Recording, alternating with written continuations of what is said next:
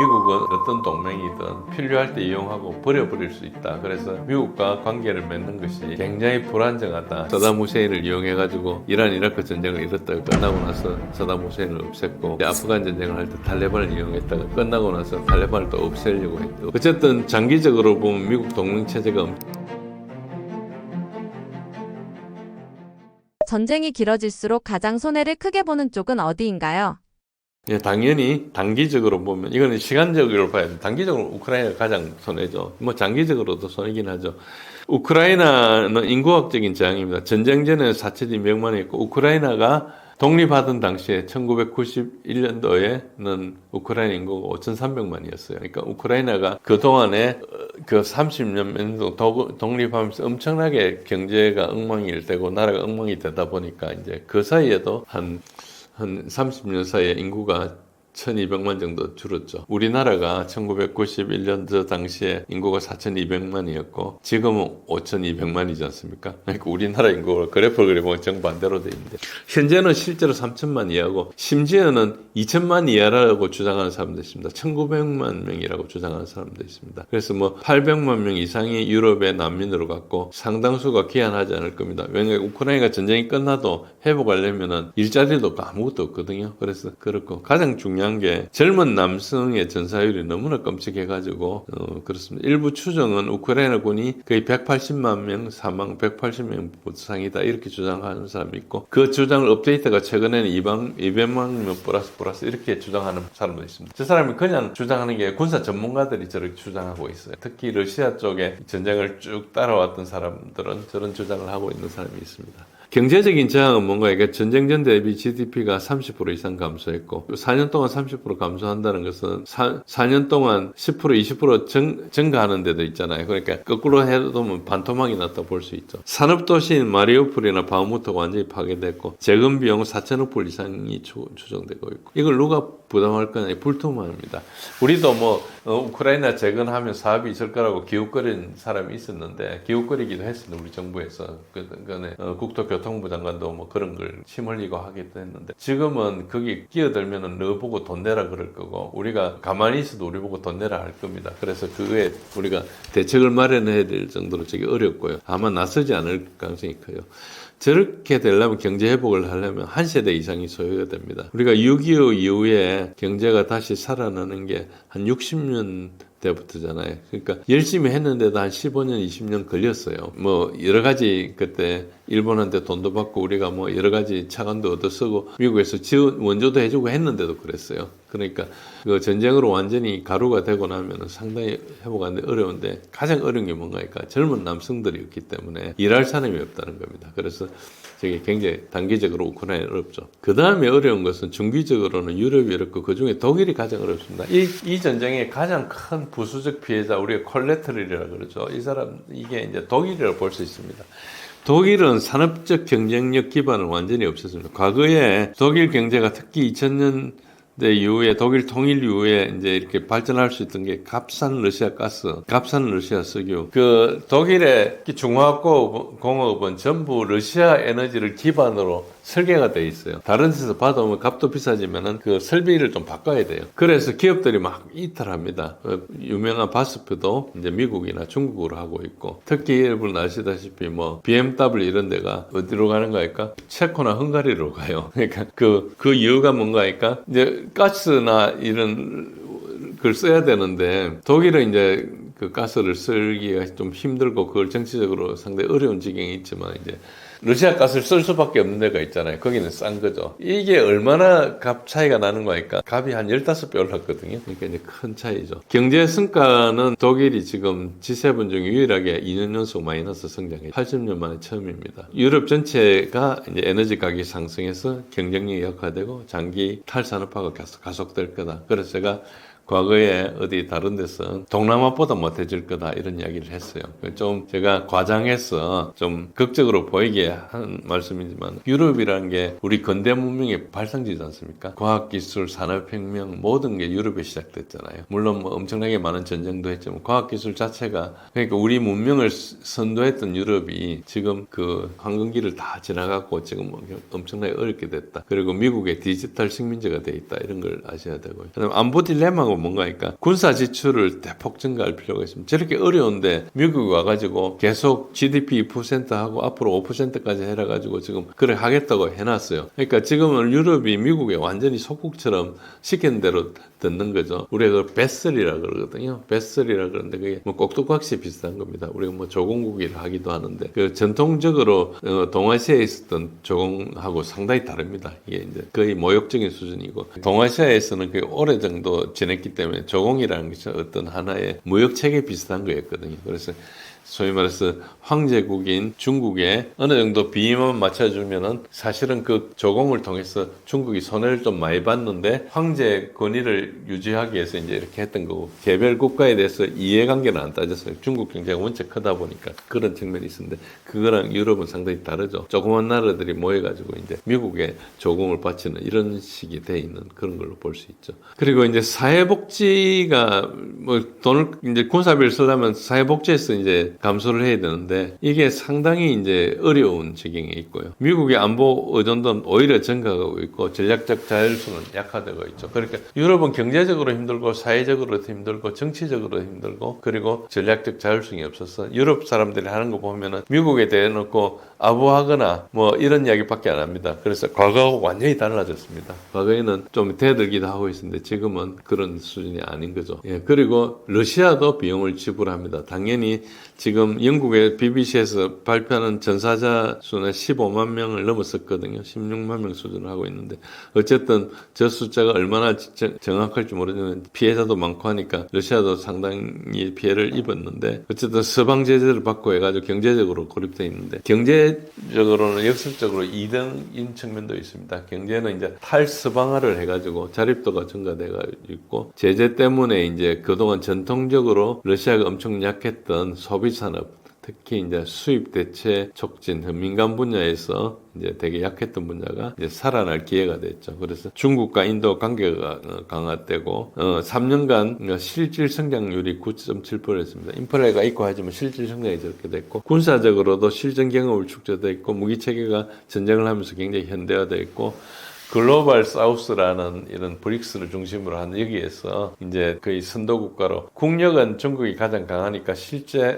지위나 여러 가지 이득은 중국이 보고 있지만 러시아는 전쟁을 하면서도 저런 반서방의 어떤 첨단에 서 있다 이렇게 볼 수 있습니다. 그래서 서방의 위선을 폭로하고 있고 특히 사하라 이남 지방에 있는 사헬 지역의 그 유럽이나 미국의 어떤 그 영향권에 있었던 나라들이 대거 거기에서 탈출해가지고 러시아를 배경으로 하고 있고요.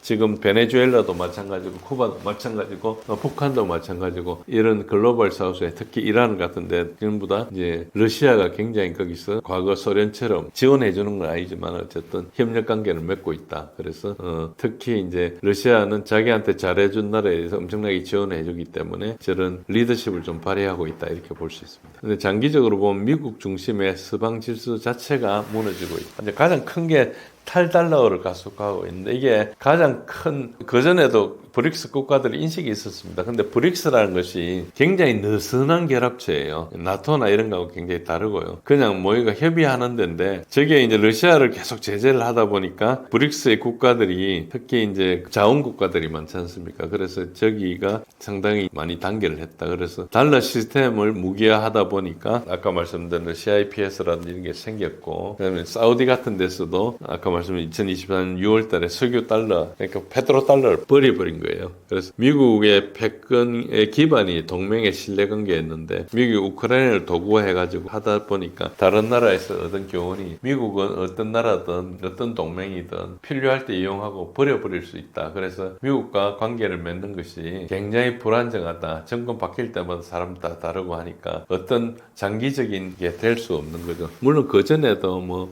사담 후세인을 이용해가지고 이란 이라크 전쟁을 이뤘다가 끝나고 나서 사담 후세인을 없앴고 그 다음에 탈레반을 이용해가지고 소련이 이제 아프간 전쟁을 할 때 탈레반을 이용했다가 나중에 끝나고 나서 탈레반을 또 없애버렸잖아요. 공개가 아프간 전쟁 하면서. 그러니까 항상 이용하고 버린다 이런 생각이 있기 때문에 다들 그 앞으로 무언가를 할 때도 친밀을 했을 때 나중에 보장이 안 되는 그런 문제가 있죠. 그래서 저게 이제 동맹이란 게 미국의 굉장히 큰 소프트 파워였거든요. 근데 저게 없어진 거라 거라고 볼 수 있고요. 그래서 동아시아에서도 보면 한국과 대만은 계속 보고 있습니다. 필요시 이용하고 버릴 수 있다는 걸 알 수 있죠. 그럼에도 불구하고 대만은 요즘 라이칭드가 엄청나게 지금 미국 소위 말해서 우리가 공성추라 그러죠. 뭐 그런 역할을 하고 있는데 저게 굉장히 위험하다는 것을 지정학을 하는 사람들 대부분 알고 있죠. 어쨌든 장기적으로 보면 미국 동맹 체제가 엄청 약하게 될 겁니다. 작년에 트럼프가 관세를 하면서 동맹들을 굉장히 많이 우려 먹었거든요. 그래서 지금은 미국 동맹으로 벌어지는 위험이 미국 동맹으로 얻어지는 이익보다 더 커지는 시점이 되지 않았나? 앞으로 더 커질 일만 남았지. 앞으로 동맹 때문에 이익관계가 발생하는 것보다 손해볼 일이 더 많아질 것 같아 하는 그런 짐작을 할 수 있는 그런 시점이 됐습니다. 즉 미국 중심의 서방 질서 자체가 흘러가고 있다 이렇게 보면 됩니다. 이게 이제 가장 큰 피해죠. 전쟁의 종착점은 외교적 타협인가요? 아니면 어느 한쪽이 감당할 수 없는 수준에 이를 때까지 지속되는 소모전인가요? 일단 전쟁의 종료 조건은 양측이 더 이상 군사적 수단으로 정치적 목표 달성이 불가하다 이렇게 돼 전쟁이 종료되지 않겠습니까? 그런데 현재 전략적인 밸런스를 보면은 러시아가 군사적으로 우위에 있고 우크라이나가 점차 소진하니까 러시아는 군사적 수단으로 정치적 목표가 갈수록 달성이 더 쉬워지고 우크라이나는 갈수록 달성이 불가한 상태입니다. 그러니까 정상적인 상태에서는 우크라이나가 협상을 해야 되겠죠. 그리고 러시아가 협상을 안 받아주려 하고 이렇게 해야 되는 게 정상인데 이제 그게 우크라이나 협상을 안 하려고 빼고 있는 그러니까 한계점을 이미 넘었을 정도로 저는 균형점으로 생각이 힘든 특이점으로 가고 있다 이렇게 볼 수 있고요. 2026년도 전망은 우크라이나가 동원 인력의 거의 한계가 있을 거다. 저는 작년 11월 달 2025년 11월 달 되면은 우크라이나가 항복하지 않을까 이렇게 생각했습니다. 제가 나치 독일이 인원 손실하고 이렇게 우크라이나하고 그래프를 비교해 보니까 유사한 시점이 그때쯤 됐습니다. 물론 항복하고 안 하고는 우크라이나 달려 있는 거니까. 그런데 이미 그때 분석했을 때 한계에 이미 그때 도달했습니다. 지금부터는 그야말로 우리 기름 탱크에 기름이 다 빠진 상태에서 지금 몇 킬로 더 갈 수 있는지 모르는 상태로 좀 가고 있는 그런 상태로 볼 수 있습니다. 그리고 서방에서 무기를 지원하겠다는 건데 이게 굉장히 제약이 존재합니다. 많고 줄 수도 없고 생산 능력도 없고 서방이 자기 무기고를 다 비웠기 때문에 이제 그걸 채워야 되기도 하고 저게 왜 중요한가 하니까 부대라는 것은 그 Table of Organization and Equipment TOE라 그럽니다. 그래서 우리가 보통 TO, TOE 뭐 이런 말을 쓰잖아요. 그러니까 부대라는 것은 인원과 장비가 있어야지 부대가 됩니다. 그러니까 인원이 없거나 장비가 없으면 부대가 안 되는 거죠. 그러니까 자기 군사력을 유지하려면 거기에 장비를 채워놔야 되죠. 안 그러면 비싼 돈 들여가지고 인력을 고용할 필요가 없지 않습니까? 무기가 생성될 때까지 다 복귀시켜야 되는 그게 정상인데 이제 저게 지금 서방에 보면은 자기 부대에 무기가 비어있는 그런 상태다 이렇게 보시면은 그 군사력이 겉으로는 뭐 10만 뭐 몇만 있을지 모르지만 실제로는 그렇게 되지 않죠. 그러니까 이제 군사력이라는 것은 어떤 고정적인 게 아니고 거의 생물 같은 경우거든요. 장비를 가지고 훈련하고 교육하고 계속 사람은 계속 로테이션 하니까 새로 돌아와서 훈련시키고 이렇게 계속해서 유지시키는 우리 피가 돌면서 몸을 유지하듯이 그런 건데 장비가 없으면 그게 이제 뭐 훈련이나 이런 게 제대로 안 되는 거죠. 행정만 하는 거죠. 그러니까 저 군사력이 계속 약하지 볼 수 있는 거죠. 그런 상태이기 때문에 서방도 더 이상 줄 수가 없는 거예요. 자기 채우기 굉장히 급하죠. 그 폴란드가 우리나라 무기를 받아가지고 저게 잘 되는 걸 보고 이제 유럽의 다른 나라들이 우리한테 계속 이제 주문을 하는데 그 이유 중에 하나가 뭔가요? 우리가 낫기가 굉장히 빠르거든요. 그러니까 지금 저런 공백을 빨리 줄일 수 있는 겁니다. 뭐 러시아가 쳐들어오고 이걸 떠나서 군을 유지하고 있는데 필수적인 게 없으니까 우크라이나 전쟁하면 다 줬는데 보충은 안 되고 있는데 뭐 유럽에서는 생산이 안 되니까 뭐 하면 앞으로 3년 후에 오고 이런데 우리는 6개월 만에 납품을 하고 하니까 이제 굉장히 그 한국을 다시 보게 되는 거죠. 그래서 뭐 값도 싸고 뭐 여러 가지 질도 좋고 그리고 낫기도 빠르고 하니까 이제 가듯이 지금 그걸 이해하시려면은 지금 군사력이 테이블 오브 이퀴프먼트 오가니제이션 TOE를 가지고 있어야 유지가 된다 이런 관점에서 보셔야 됩니다. 그러니까 여러분들이 뭐 국가대표 잔뜩 모인 뭐 축구 대표하는데 축구공이 하나도 없다든지 운동장이 없다든지 이러면 이제 대표가 있으나 마나한 거죠. 그런 것처럼 그렇다 보시면 되고요. 트럼프 행정부 변수가 있습니다. 트럼프는 24시간 안에 전쟁을 종료하겠다 했는데 지금 28개 항부터 시작해서 20개 항까지 됐다가 지금 뭐 90%, 95% 이야기하고 있는데 거기에 핵심은 뭔가 할까? 러시아는 이제 우크라이나가 나토 가입은 포기하거나 뭐 15년 동안 연기하거나 이런 얼버무리는 것이고 현재 접촉선 기준으로 영토를 동결하자는 주장입니다. 근데 이 러시아는 이걸 절대 받아들일 수 없는 게 러시아는 단순하게 정전을 원하는 게 아니고 우크라이나의 영구적 중립화와 비무장화를 추진하고 있거든요. 러시아는 분명히 이 입장을 이야기했습니다. 서방에서 안 들어주려고 하고 있을 뿐이죠. 러시아는 뭘 이야기했는가 하니까 우크라이나는 하나의 정세지 병이 아니다. 그러니까 유럽의 안보 구도 자체가 병이라는 거죠. 유럽이 계속 러시아 쪽으로 쳐들어오려고 하고 있는 그 구도에서는 아무것도 안 되기 때문에 이걸 없애겠다는 거고 우크라이나는 그 정세 중에 하나이기 때문에 뭐 오래 치료되든 안 되든 관계없다는 거예요. 병을 고치겠다는 거예요. 그러니까 러시아는 엄청나게 장기적으로 이야기하고 있고 유럽은 당장 지고 있고 급하니까 일단 멈추자는 거거든요. 그러니까 이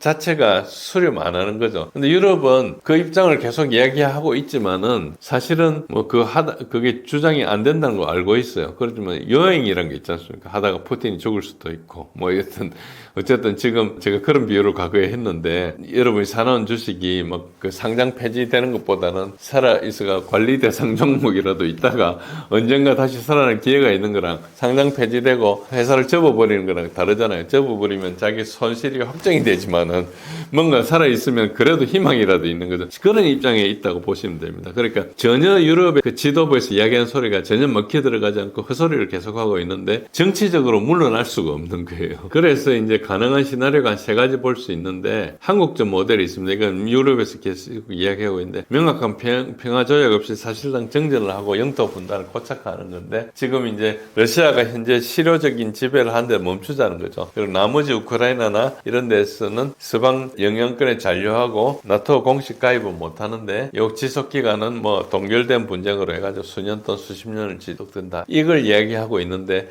이걸 이제 유럽에서 바라고 있죠. 그렇지만 러시아가 동의해줄 가능성은 제로거든요. 그래서 저는 저걸 주장하고 있는 한 협상이 절대 안 된다고 그래서 전쟁으로 끝내려 할 거다 저렇게 보고 있습니다. 두 번째는 우크라이나가 완전히 붕괴되어 버린 겁니다. 서방 지원이 급감하는 것은 지금 트럼프가 고립주의를 하고 있고 유럽이 재정으로 아마 다음 돈은 못 만들 겁니다. 그 다음에 이제 러시아 공세가 강화되면은 올해나 내년에는 완전히 붕괴돼 버릴 거다. 그래서 우크라이나가 붕괴가 되고 러시아가 이제 어디까지 가느냐, 드니프로까지 가느냐, 오데사까지 가느냐, 아마 오데사까지 먹을 가능성이 큽니다. 지금은 협상 자체가 붕괴됐기 때문에 유럽에서 프랑스하고 영국은 계속 오데사를 통해서 러시아를 견제하려고 하고 있거든요. 근데 오데사까지 갈 가능성이 되게 많다. 오데사까지 가면은 루마니아에 세우는 공군기지나 이런 것들도 사실상 거의 힘을 쓸 수가 없어요. 그런 측면이 있기 때문에 그럴 가능성이 있고 저는 저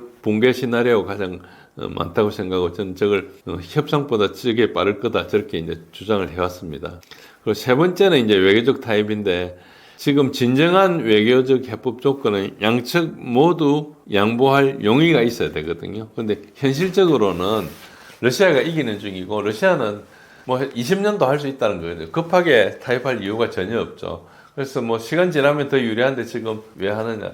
예를 들어서 내가 농산물 생산해가지고 이제 출하 시기를 고르고 있는데 지금 내면 엄청나게 값이 싸고 나중에 다른 사람이 없을 때 내면은 값이 비싼데 그럼 시간만 기다리면 내가 보관만 잘하면 되는 거잖아요. 그런데 지금 같이 도매감에 넘길 이유가 없다는 그런 것이죠. 그래서 시간이 절대적으로 러시아한테 유리하고 우크라이나 서방은 영토 양보를 정치적으로 수용하기 어려워서 저렇게 하고 있는 거죠. 그러니까 그 우크라이나와 서방이 정치력이 전혀 없는 겁니다. 그렇다고 보면 되고요.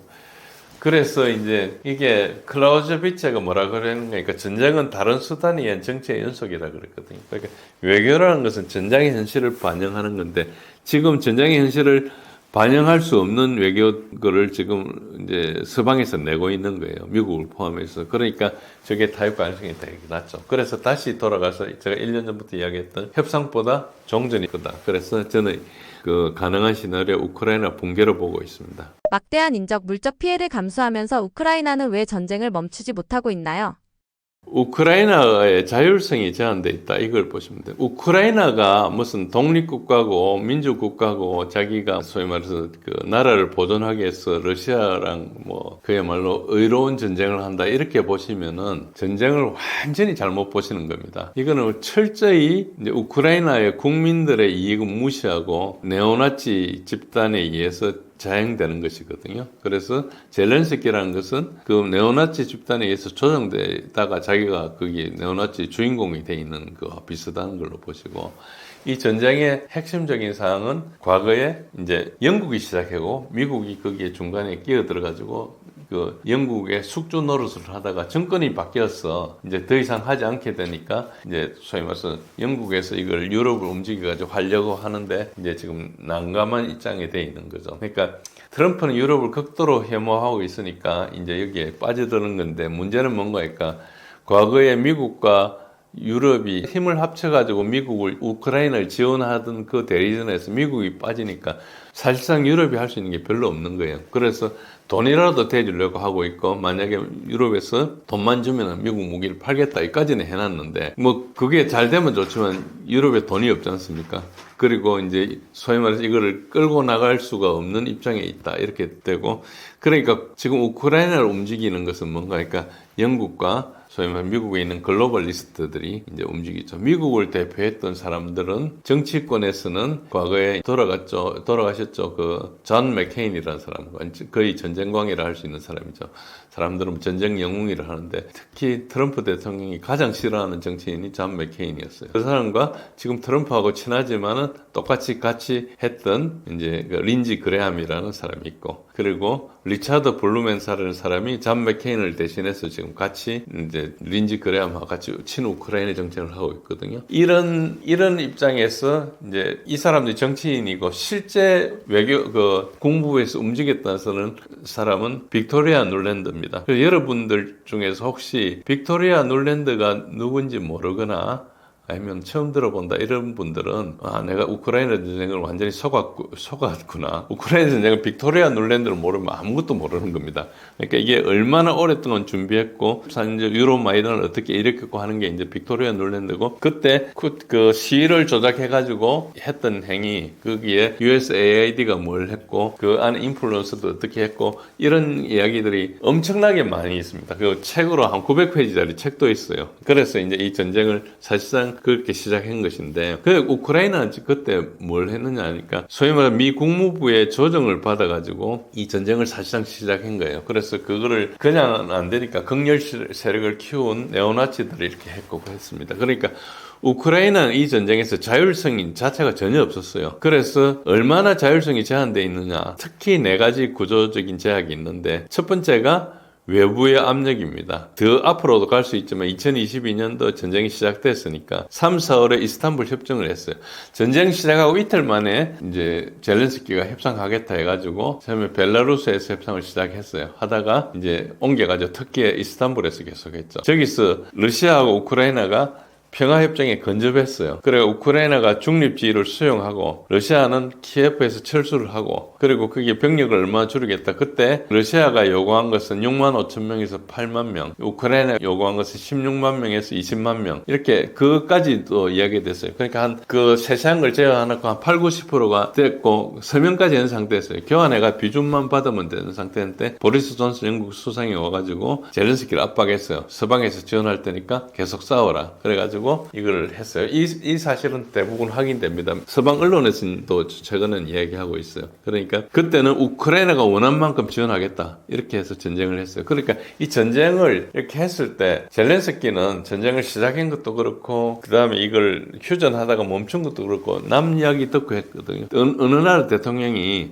자기 국민들 이야기 듣지 않고 남 이야기 듣고 하겠습니까? 그러니까 이거는 철저히 자율성이 없는 나라였다 이렇게 보시면 되고, 그 서방을 위한 꼭두각시 정권이었다 이렇게 보시면 됩니다. 두 번째는 우크라이나 내부에 아까 말씀드린 대로 정치가 복잡한데 극우 민족주의 세력이 있습니다. 이 젤렌스키 정부에서 가장 영향을 미친 사람은 아조프 연대 등의 극우 민병대입니다. 2014년도 유럽 마이단이 일어나면서 거기에 행동대장을 했던 사람이 드미트로 야로시입니다. 여러분들이 드미트로 야로시를 모르면은 이것도 제일 이해할 수 없어요. 빅토리아 눌랜드가 수적으로 부리는 사람인데 그 유로마이단 쿠데타를 실질적으로 했던 행동대장이었어요. 그래서 거기서 여러 가지 이제 그 폭력 행위가 일어났는데 여기서 이렇게 했고 그 다음에 젤렌스키가 2019년도에 대통령에 당선됐는데 드미트로 야르시가 일간지 언론에 대고 뭐라 했는 거니까 대통령이 젤렌스키가 우크라이나를 배신하면은 정치 생명뿐만 아니고 생물학적 생명도 위험하다. 방코바 거리에 목을 달아놓겠다. 그걸 일간신문에 드미트로 야르시가 이야기했어요. 그러니까 이 지금 젤렌스키라는 사람이 국내에서는 아무것도 아닌 거예요. 한 2% 3% 지지를 받는 극우 이 네오나치들 우크라이나 사람 다 싫어합니다. 이 사람들 원체 폭력적이니까.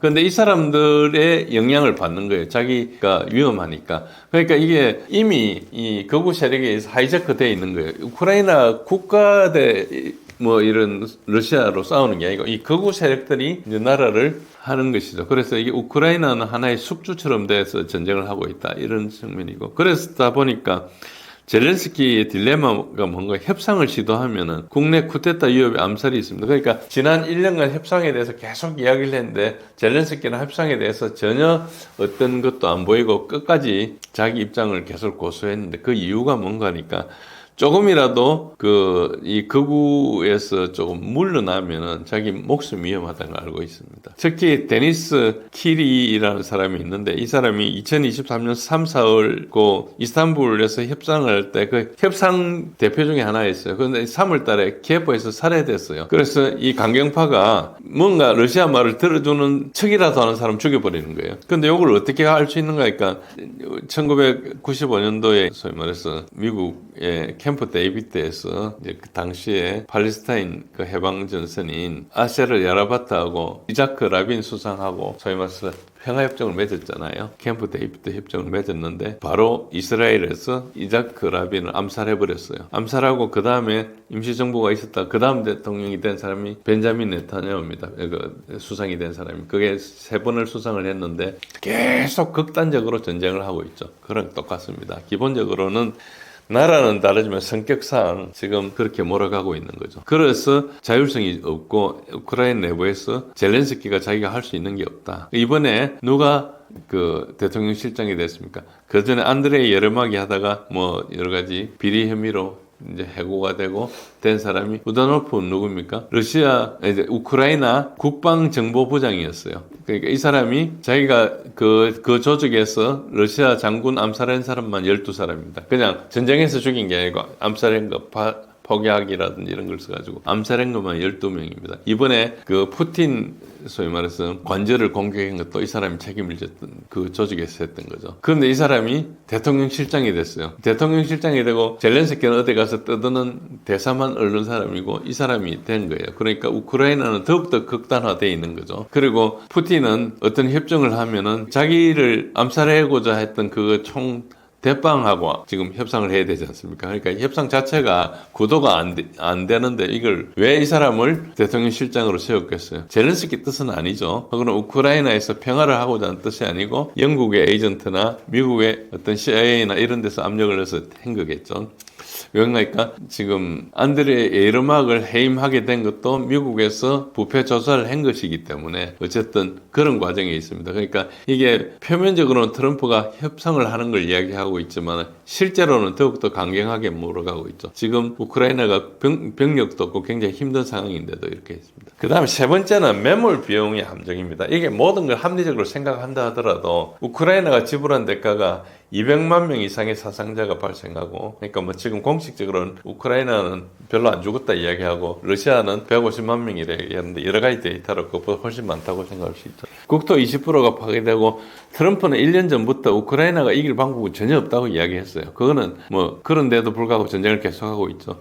그러니까 이제 정치적 정당화가 필요한 겁니다. 이때까지 이렇게 많이 했는데 만약에 자기가 포기하고 도망가고 하면은 책임을 져야 될 것이 아니지만은 이 우크라이나 극우 세력은 자기네들 계속 정권을 잡고 있어야 되니까 젤렌스키를 앞에 내세워서 이제 그걸 하고 있죠. 젤렌스키가 못하면 이제 교체해서라도 이걸 하겠죠. 그러니까 핵심적인 것은 이 전쟁을 이끌어갔던 세력은 이 전쟁에 대해서 정치적 정당화가 필요한 겁니다. 그래서 승리라는 내러티브가 필수적이죠. 그래서 영토를 양보해야 하는 평화협정을 맺으면 그걸 정치적으로 판매할 수가 없어요. 자기 정치적 재산을 다 날아가는 것이죠. 국민한테 설명이 곤란하니까 결국은 모든 희생을 치르고 영토를 상실했다는 것밖에 없지 않습니까? 그러니까 이게 안 되는 거예요. 그래서 중간 지점을 하기엔 너무 지나간 겁니다. 그래서 네 번째는 이제 서방의 재정적 생멸을 중요합니다. 지금 전쟁하고 관계없이 모든 정부 예산을 사실상 이제 서방에 의존하고 있는데 전쟁 나니까 세금도 잘 안 거치고 그런데 우크라이나 정부 예산의 40% 이상이 서방 원조에 있어요. 그리고 지금 그 영란은행이나 여러 그 우크라이나 채권을 투자했는데 채권이 거의 디폴트 상태가 돼 있는데 지금 모여가지고 뭐 분기에 한 번씩 아니면은 반기에 한 번씩 모여서 그 채권 탕감해주고 막 이런 작업을 계속하고 있어요. 우리나라도 3조 이상 이제 들어가게 됐는데 어쨌든 그런 상황이 있습니다. 그래서 이게 이 돈으로 뭐 전쟁은 그냥 연금 주고 공무원 급여 주고 기본 행정을 하고 있으니까 이거 돈이 없으면은 전쟁은 그냥 정부가 유지 안 되는 거예요. 그래서 이제 결국은 모든 외부 지원을 이제 돈을 받아가 하기 때문에 어떤 역설이 있는 거니까 지금 당장 전쟁을 멈추면은 누가 지원을 해주겠어요? 지원을 다 잘라버릴 거 아닙니까? 그럼 재정이 붕괴되겠죠, 당연히. 그런데 전쟁 상태를 유지하면 일단 살아가는 거예요. 그러니까 이게 하루 벌어서 하루 먹고 사는 그런 지금 소위 말해서 신용 붕괴 직전에 있는 사람이다. 그러니까 돌려막기를 하거나 뭐 이런 상태에 있는 그런 정도로 지금 하고 있기 때문에 자기 스스로 결정하기가 되게 힘들고 결정할 수 있는 정치적인 자산도 없어요. 어디 가가지고 뭐 러시아 성토하고 이런 건 하지만은 대안을 가지고 나라를 살릴 어떤 플랜을 만들고 이런 건 못해요. 지금도 가서 뭐 이야기하는 거니까 우크라이나 재건 자금을 러시아에서 줘야 된다 이런 이야기를 하고 있어요. 전쟁에서 진 나라가 그런 걸 요구하는 역사가 없잖아요. 전쟁이 진 나라는 러시아 피해까지 다 보상을 해줘야 되거든요. 그러면 우크라이나가 몇백 년 동안 못 갚는 그런 현상이 발생하겠죠. 결국은 이 네 가지를 모아보면 우크라이나의 전략적 딜레마를 알 수 있는데 전쟁을 계속하면은 인적인 물적 자원이 계속 고갈되고 전쟁을 멈추면 당장 정치적으로 재정적으로 붕괴가 되고 그래서 이런 딜레마 상태에 있습니다. 그래서 우크라이나가 무슨 생각을 가지고 한다기보다는 하루하루 연명을 해간다. 그래서 지금 바라는 것은 뭔가 당장 이걸 전환시킬 계기가 필요하니까 끊임없이 뭘 하는 거니까 도발을 하는 거예요. 큰 이슈를 만들어 가지고 러시아가 물면은 이제 전쟁이 확전이 되면 그러면 확전을 시키겠다. 그러면 이제 달라지는 거죠. 그래서 이게 단순히 우크라이나 의지의 문제가 아니고 구조적인 제약의 문제에 봉착하고 있다. 이렇게 보시면은 이 전쟁을 조금 더 체계적으로 이해할 수 있을 걸로 봅니다. 미국과 유럽의 우크라이나 지원은 진정한 연대라기보다 각자의 이해관계에 따른 개입에 가깝다고 볼 수 있나요? 그렇습니다. 뭐 연대라고 볼 수 없습니다. 연대를 하려면 상당히 어떤 이념적인 거나 이해관계가 이렇게 오랫동안 거래가 돼야 되는데 지정학적인 이해관계에 지금 산물이다 이렇게 볼 수 있고요. 그걸 이제 국가적으로 보면 미국 입장에서는 미국은 이 전쟁을 왜 했는가 하니까 바이든 때 최소 비용으로 전략적 경쟁자를 약화시킨다. 이거는 여러 번 이야기했습니다. 옛날에 2014년 이후에도 존 맥케인이 살아있을 때도 저런 이야기를 했고요. 린지 그레함도 그랬고 민주주의를 고수한다 이렇게 이야기하면서 이야기를 했는데 결국은 린지 그레함 상원의원이 2024년에 공개적으로 한 이야기가 이때가 러시아가 저렇게 약화됐는데 한 명의 미군도 잃지 않았다. 저 말은 뭡니까? 우크라이나 사람을 갈아 넣어가 했다는 거거든요. 그러니까 미국 입장에서는 우크라이나가 뭐 우방이고 뭐 지원하고 있는데 우크라이나를 철저히 대리로 쓰는 거예요. 군사 지원의 실체가 뭡니까? 실제로는 돈을 많이 줬지만은 그 액수가 대부분 뭔가 오래된 재고를 소진하고 미 방산업체 새로운 걸 주문했거든요. 그러니까 이거를 분석한 뭐 여러 가지 분석이 있지만 랜드 코퍼레이션에서 했던 걸 보면은 미국 방산 기업이 엄청난 수익을 거두고 있다. 결국은 우크라이나에 푼 돈 주고 미국은 잘하고 있는 거죠. 그래서 미국 입장에서는 또 유럽과 러시아를 그동안에 경제적으로 유대 관계를 분리해 버렸어요. 여러분 아시다시피 노드 스트림을 폭발했죠. 2022년 9월에. 근데 사실은 이 폭발된 독일에서도 이걸 조사를 안 했어요. 자기 자산이 독일 예산을 들어가 한 거 아닙니까? 독일로 오는 파이프라인인데. 근데 이거를 이제 미국의 시모 허시라는 사람이 이제 조사를 보도했어요. 이게 미국이 한 거라고 이렇게 했는데, 이제 언론에서는 그걸 전파하지 않았죠. 그러니까 한 사람이 하고 말한 걸로 이렇게 됐는데, 시모 허시는 굉장히 지금 나이가 들어가지고 좀 영민성이 떨어지지만 과거에 굵직굵직한 사건을 많이 터뜨리는 굉장히 신뢰 있는 사람이었습니다. 어쨌든 저 사람이 저걸 조사해가지고 발표를 하면서 독일과 러시아 간의 에너지 의존을 영구 단절하겠다. 이것은 오래전부터 미국의 입장이었어요. 트럼프 1기 때 노드스트림 2 하지 마라, 러시아 에너지 쓰지 말고 미국 에너지 쓰라, 이렇게 계속 이야기를 했어요. 저것은 미국의 그 관점에서는, 그러니까 유럽에 대한 에너지 그 판권을 독점하려는 거였어요. 그래서 훨씬 비싼 미국산 LNG를 수입해라. 그러다 보면은 미국 시장은 좋아지고 유럽 산업은 경쟁력이 약화되겠죠. 그리고 유럽이라는 경제를 좀 붕괴시킨다. 이거 어떻게 보시면 되는 거니까 2차 대전 이후에 독일 경제를 가지고 이야기를 할 때 이거를 이제 완전히 독일을 그 농업 국가로 만들고 원시 시대를 되돌리겠다는 그런 계획이 하나 있었고, 그리고 또 다른 계획은 이제 지금 현실화됐던 이제 마샬 플랜이 있었어요. 경제를 부흥시켜 준 거죠. 두 개가 있었는데 처음 실현되지 않았던 그런 안으로 가는 겁니다. 독일 자체를 무너뜨려야 된다, 이렇게 생각하는 거죠. 그러니까 유럽이 미국한테 계속 달려들었거든요. 핵심적으로는 소위 말해서 이제 우리가 에어버스라는 항공 민항기도 보잉이라는 전통적인 미국의 그에 도전을 해가지고 지금은 보잉보다 신뢰성이 높아졌죠. 특히 이제 이라크전에 대해서 독일과 프랑스가 그때 되게 반대했었어요. 그러니까 자기 말을 안 듣는다고 생각한 거죠. 그래서 그때부터 유럽을 미국에서는 계속 약화시키기 시작했어요. 그 큰 맥락은 아직도 있습니다. 그래서 그런데 유럽은 또 미국의 경제에 의존하면서 유럽 시장은 또 개방을 안 했어요. 그래서 굉장히 그 비관세 장벽을 많이 만들어 놔가지고 미국을 좀 화나게 했죠. 그런 측면이 좀 있습니다. 그리고 여기 이런 노력에서 핵심 국가가 이제 독일, 프랑스인데 가장 피해를 많이 본 데는 독일입니다. 독일은 가장 잘못한 게 뭔가니까 녹색당이 상당히 연정해서 이제 오랫동안 기여를 하면서 이 사람들이 원전을 다 없애버렸어요. 그러다 보니까 지금같이 에너지 불안이 발생하니까 이제 대응이 별로 없는 거죠. 프랑스는 원전이 많이 있는데. 그러니까 지금 어떤 상황이 되든 원전을 가지고 있는 것은 엄청나게 소위 말 안정이 되거든요. 에너지 가격이 폭등을 해도 원전에서 차지한 비중이 많으면은 굉장히 이제 안정을 할 수 있죠. 근데 독일은 저짓을 해가지고 이제 굉장히 어려웠죠. 그러니까 독일의 정치권들도 상당히 바보 같은 짓을 많이 했습니다. 그러다 보니까 힘들고, 그 다음에 실제로 이제 에너지 가격이 폭등하니까 산업이 공동화됐고, 그리고 기존에 자스민 혁명 이런 걸 하면서 그 북유럽이나 중동에서 온 난민들을 엄청 많이 받았거든요, 유럽이. 그래서 난민들이 지금 경제에 굉장히 큰 부담이 되고 있습니다. 그래서 이제 독일과 프랑스는 저것 때문에 골머리를 앓고 있고, 발트 3국과 폴란드는 본래부터 러시아랑 이렇게 역사적으로 오래됐기 때문에 러시아에 대한 공포증이 있습니다.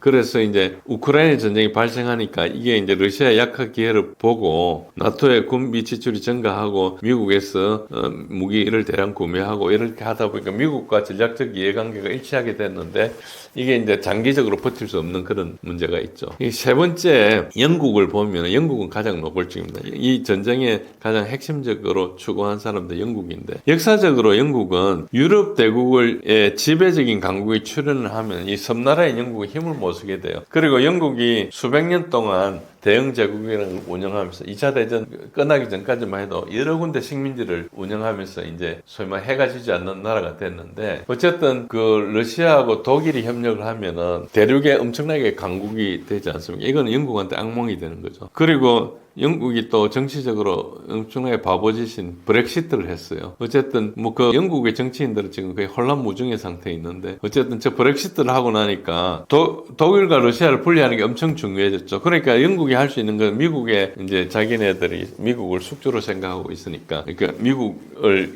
이제 이용해서 이제 저 전쟁을 했는데, 어쨌든 가장 지금도 강경한 대러 입장에 있고 우크라이나 전쟁을 계속해야 된다고 주장을 하고 있어요. 여러분들 지금 보수당의 당수인 그 흑인 여자가 뭐라 했는가 했고, 우크라이나 전쟁이나 이스라엘이 우리를 위한 대리전을 하고 있다 이야기를 방송에 대해서 그 이야기를 했어요.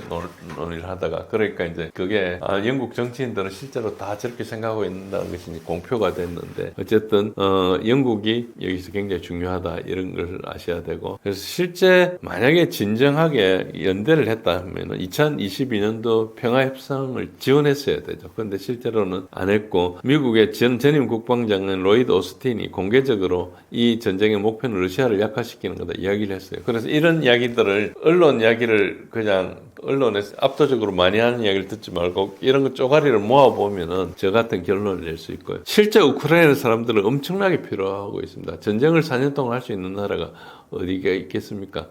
그런데 이게 서방의 지정학적 목표 달성을 위해서 이게 동원되고 있는 것이거든요. 얼마 전에 이제 EU에서 제재를 받은 자크 보라는 스위스 대령 출신이 그 예비역 대령이 퇴역 대령이 뭐라 했는 거니까 서방은 우크라이나를 위해서 싸우는 게 아니고 러시아에 맞서기 위해서 우크라이나를 이용하는 거다 이렇게 지적을 했는데 여기가 가장 정확한 표현입니다. 그렇게 전쟁을 보시면은 제대로 이해하는 게 될 것입니다. 러시아가 무리하면서까지 전쟁을 계속하는 진짜 이유는 무엇인가요? 예, 러시아가 무리하면서라는 이야기가 서구 언론의 내러티브입니다. 그러니까 질문하신 의도는 알겠는데 질문에 제대로 답하려면 프레이밍을 재조정해야 됩니다. 그러니까 서구 언론에서 무리하면서까지 전쟁한다 이걸 계속 이야기하고 있거든요. 그게 뭔가 하니까 러시아가 비합리적인 행동을 전제하고 있습니다. 근데 이거는 사실상 맞지 않고요.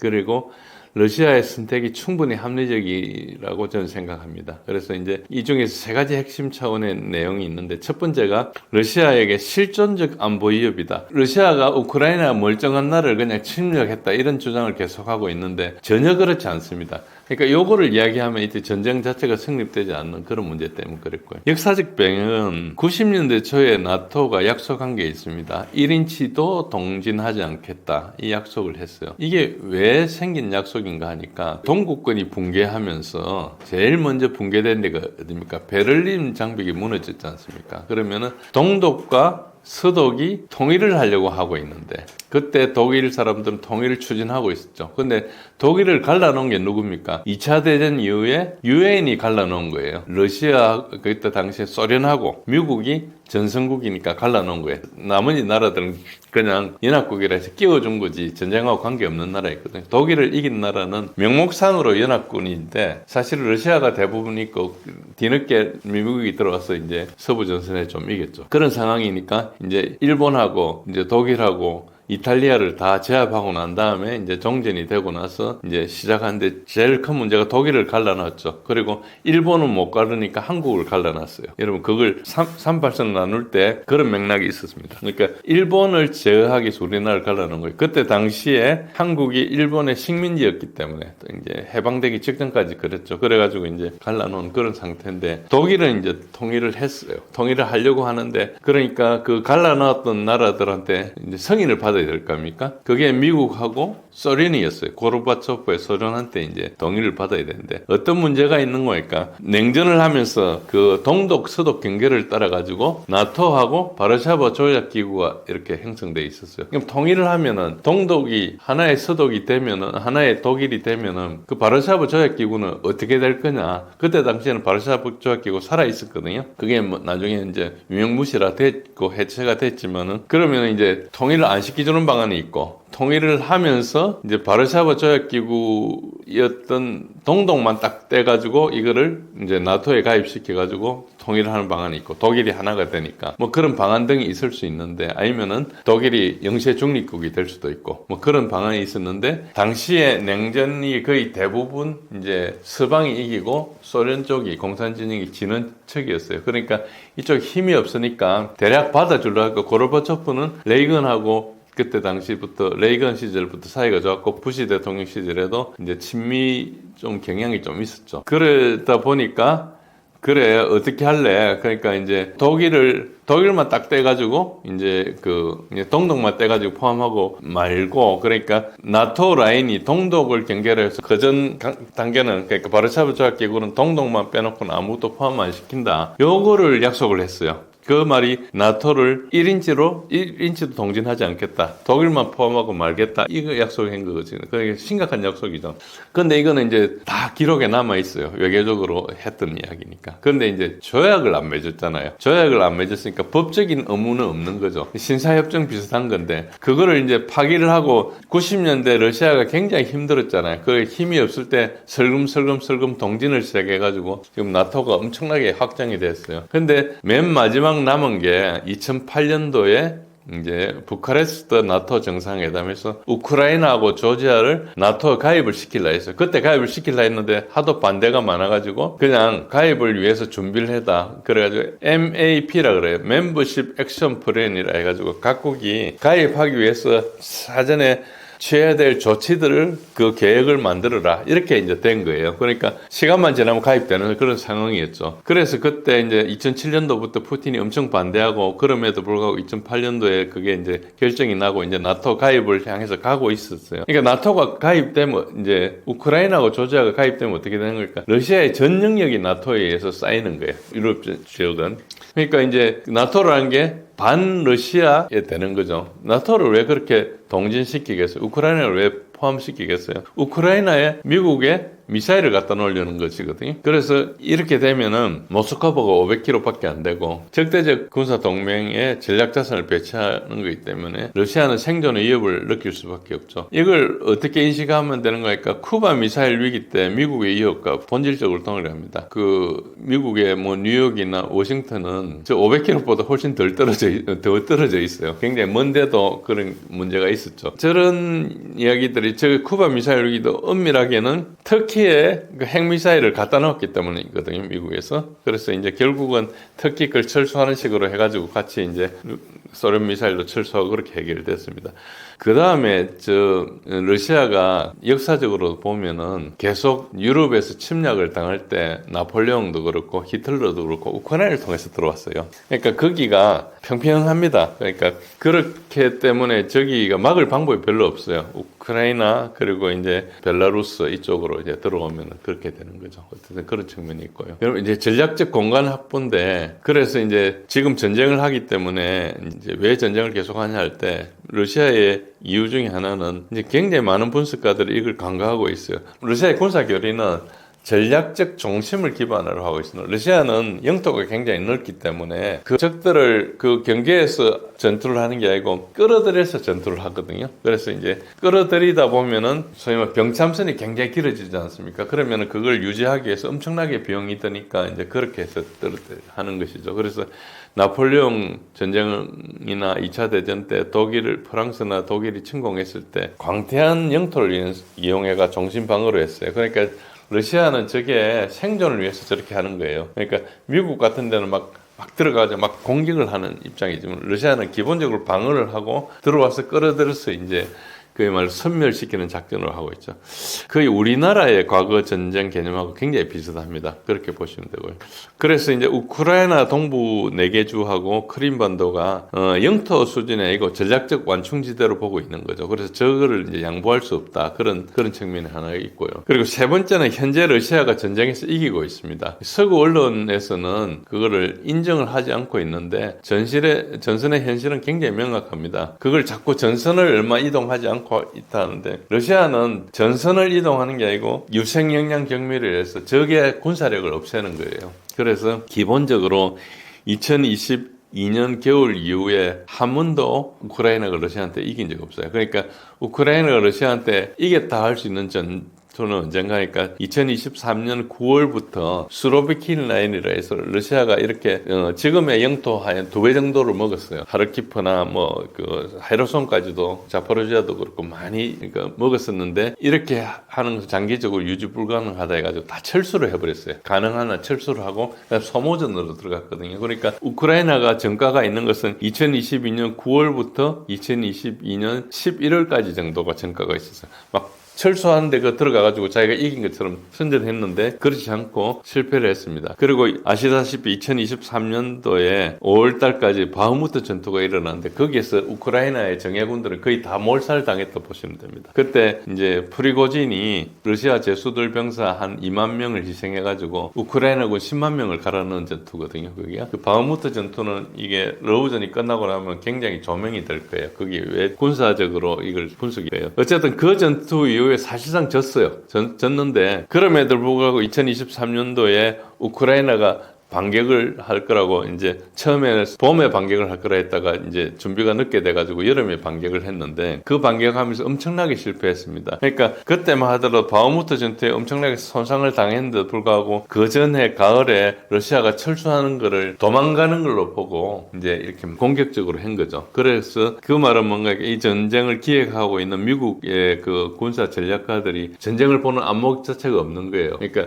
러시아의 교리도 모르고 어떻게 싸우는 것도 모르고 이 사람들이 뭘 기만하는지 이런 그런 거에 대한 깊이가 없는 거예요. 왜 그런 게 없는 거니까 실제로 미국은 1991년 걸프전 이후에 한 번도 정규전을 해본 적이 없거든요. 주로 이제 대불란전, 대테러전 이런 조그만 전투를 하다 보니까 아까 베네수엘라처럼 그런 참수 작전 이런 건 잘하는데 이제 정식으로 국가가 총력전을 하는 데는 전혀 준비가 안 돼 있었던 게 이제 드러난 거죠. 그런 걸 해본 사람이 군복 입은 사람이 아무도 없어요. 다 그전에 다 은퇴해버렸죠. 그러니까 이런 부분이 있었죠. 그러다 보니까 2023년 우크라이나가 대반격 선모 오펜시브를 합니다. 여름 대공격을 해가지고 철저하게 실패를 합니다. 그 실패는 다 예견됐던 건데 미국하고 우크라이나만 몰랐던 거죠. 어쨌든 그렇습니다. 그 이후에 러시아가 계속 이제 도네츠크 꾸준히 전진했는데 영토는 거의 안 움직였어요. 대부분 이제 소모전을 했는데 소모전 논리가 뭔가 하니까 소모전은 기본적으로 상대도 소모하고 나도 소모하는 거잖아요. 그러면은 이걸 오랫동안 갈 건데 오래 버티는 게 제일 중요하지 않습니까? 즉 뭔가 하니까 매일매일 싸워서 내가 희생되는 것보다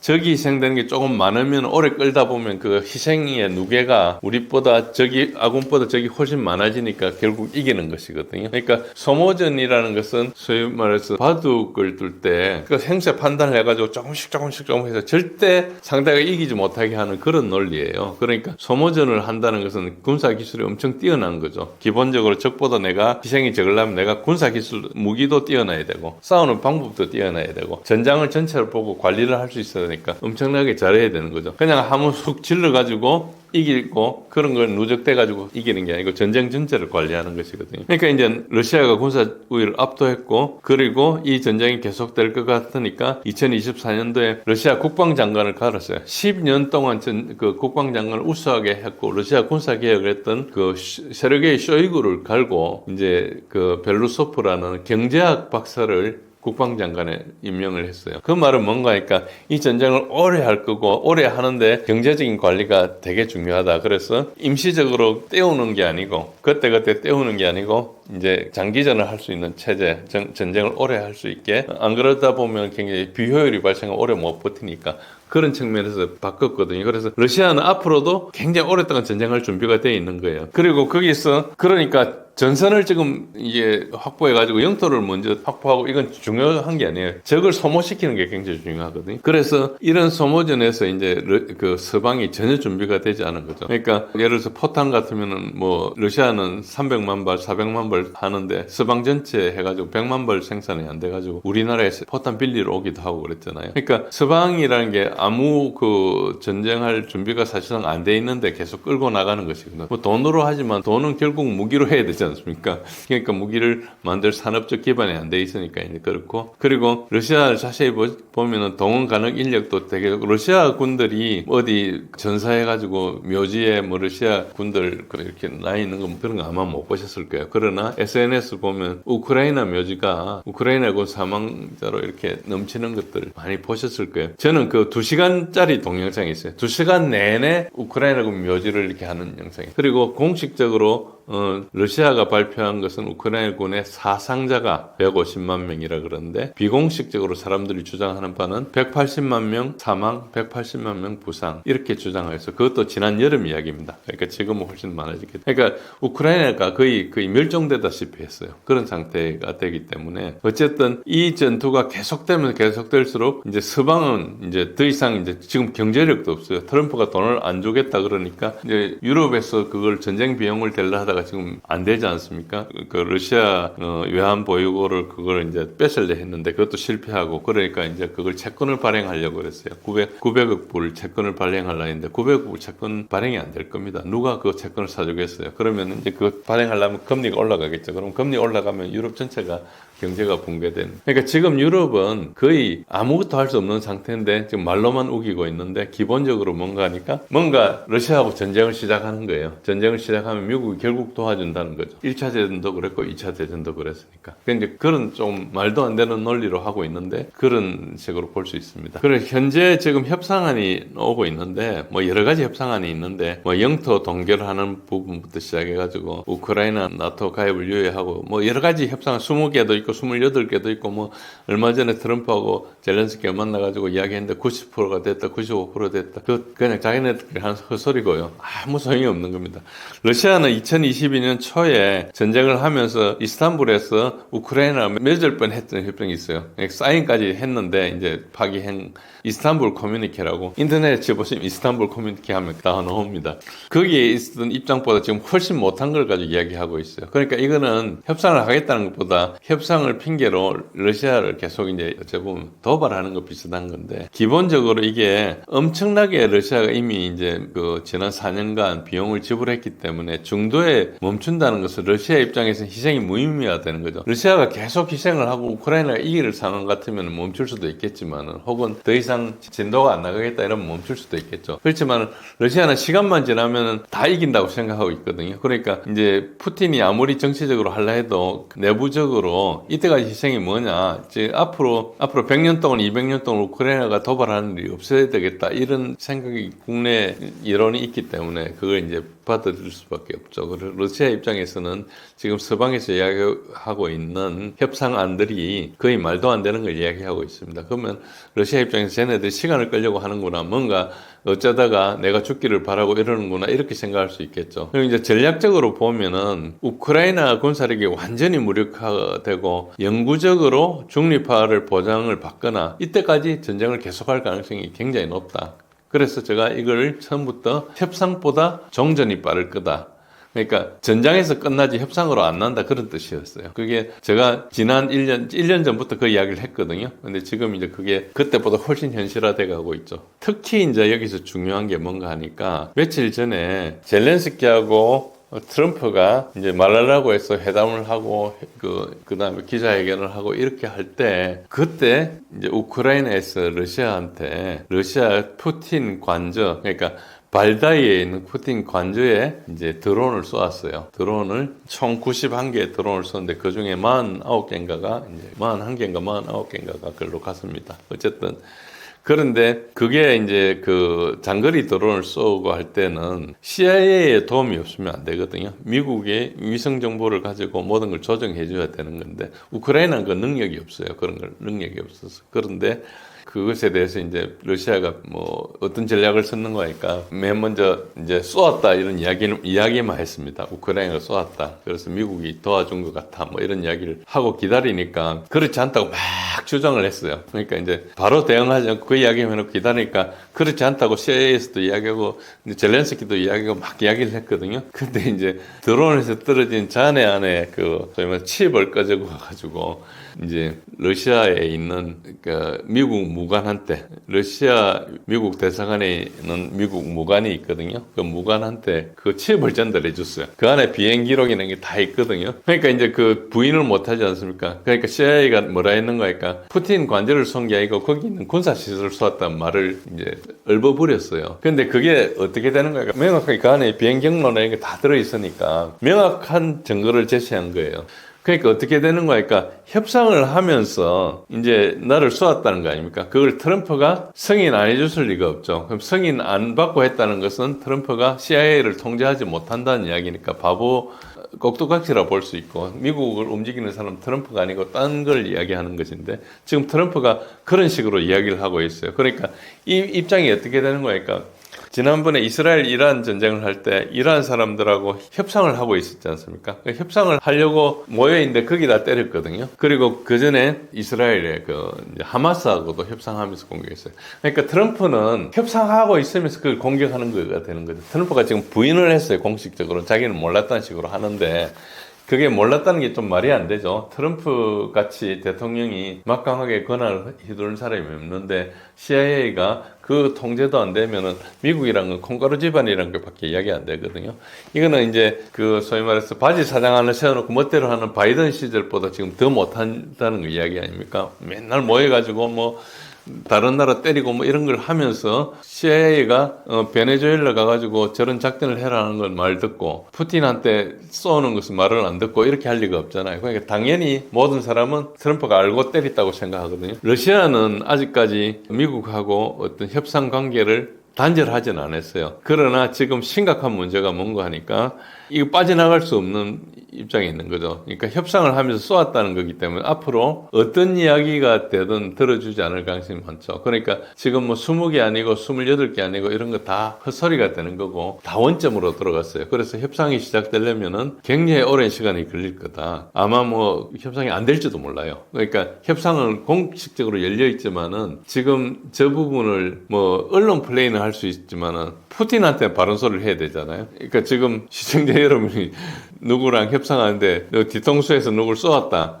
그러면은 그게 받아들일 수 있겠습니까? 그러니까 이제 그 문제가 걸린 거예요. 그걸 언론에서 희석하고 펼쳐서 다 해도 그거를 이제 먼저 CIA가 부인하게 한 다음에 그다음 증거를 줬기 때문에 이때까지 한 말이 다 거짓말이라는 게 들켰죠.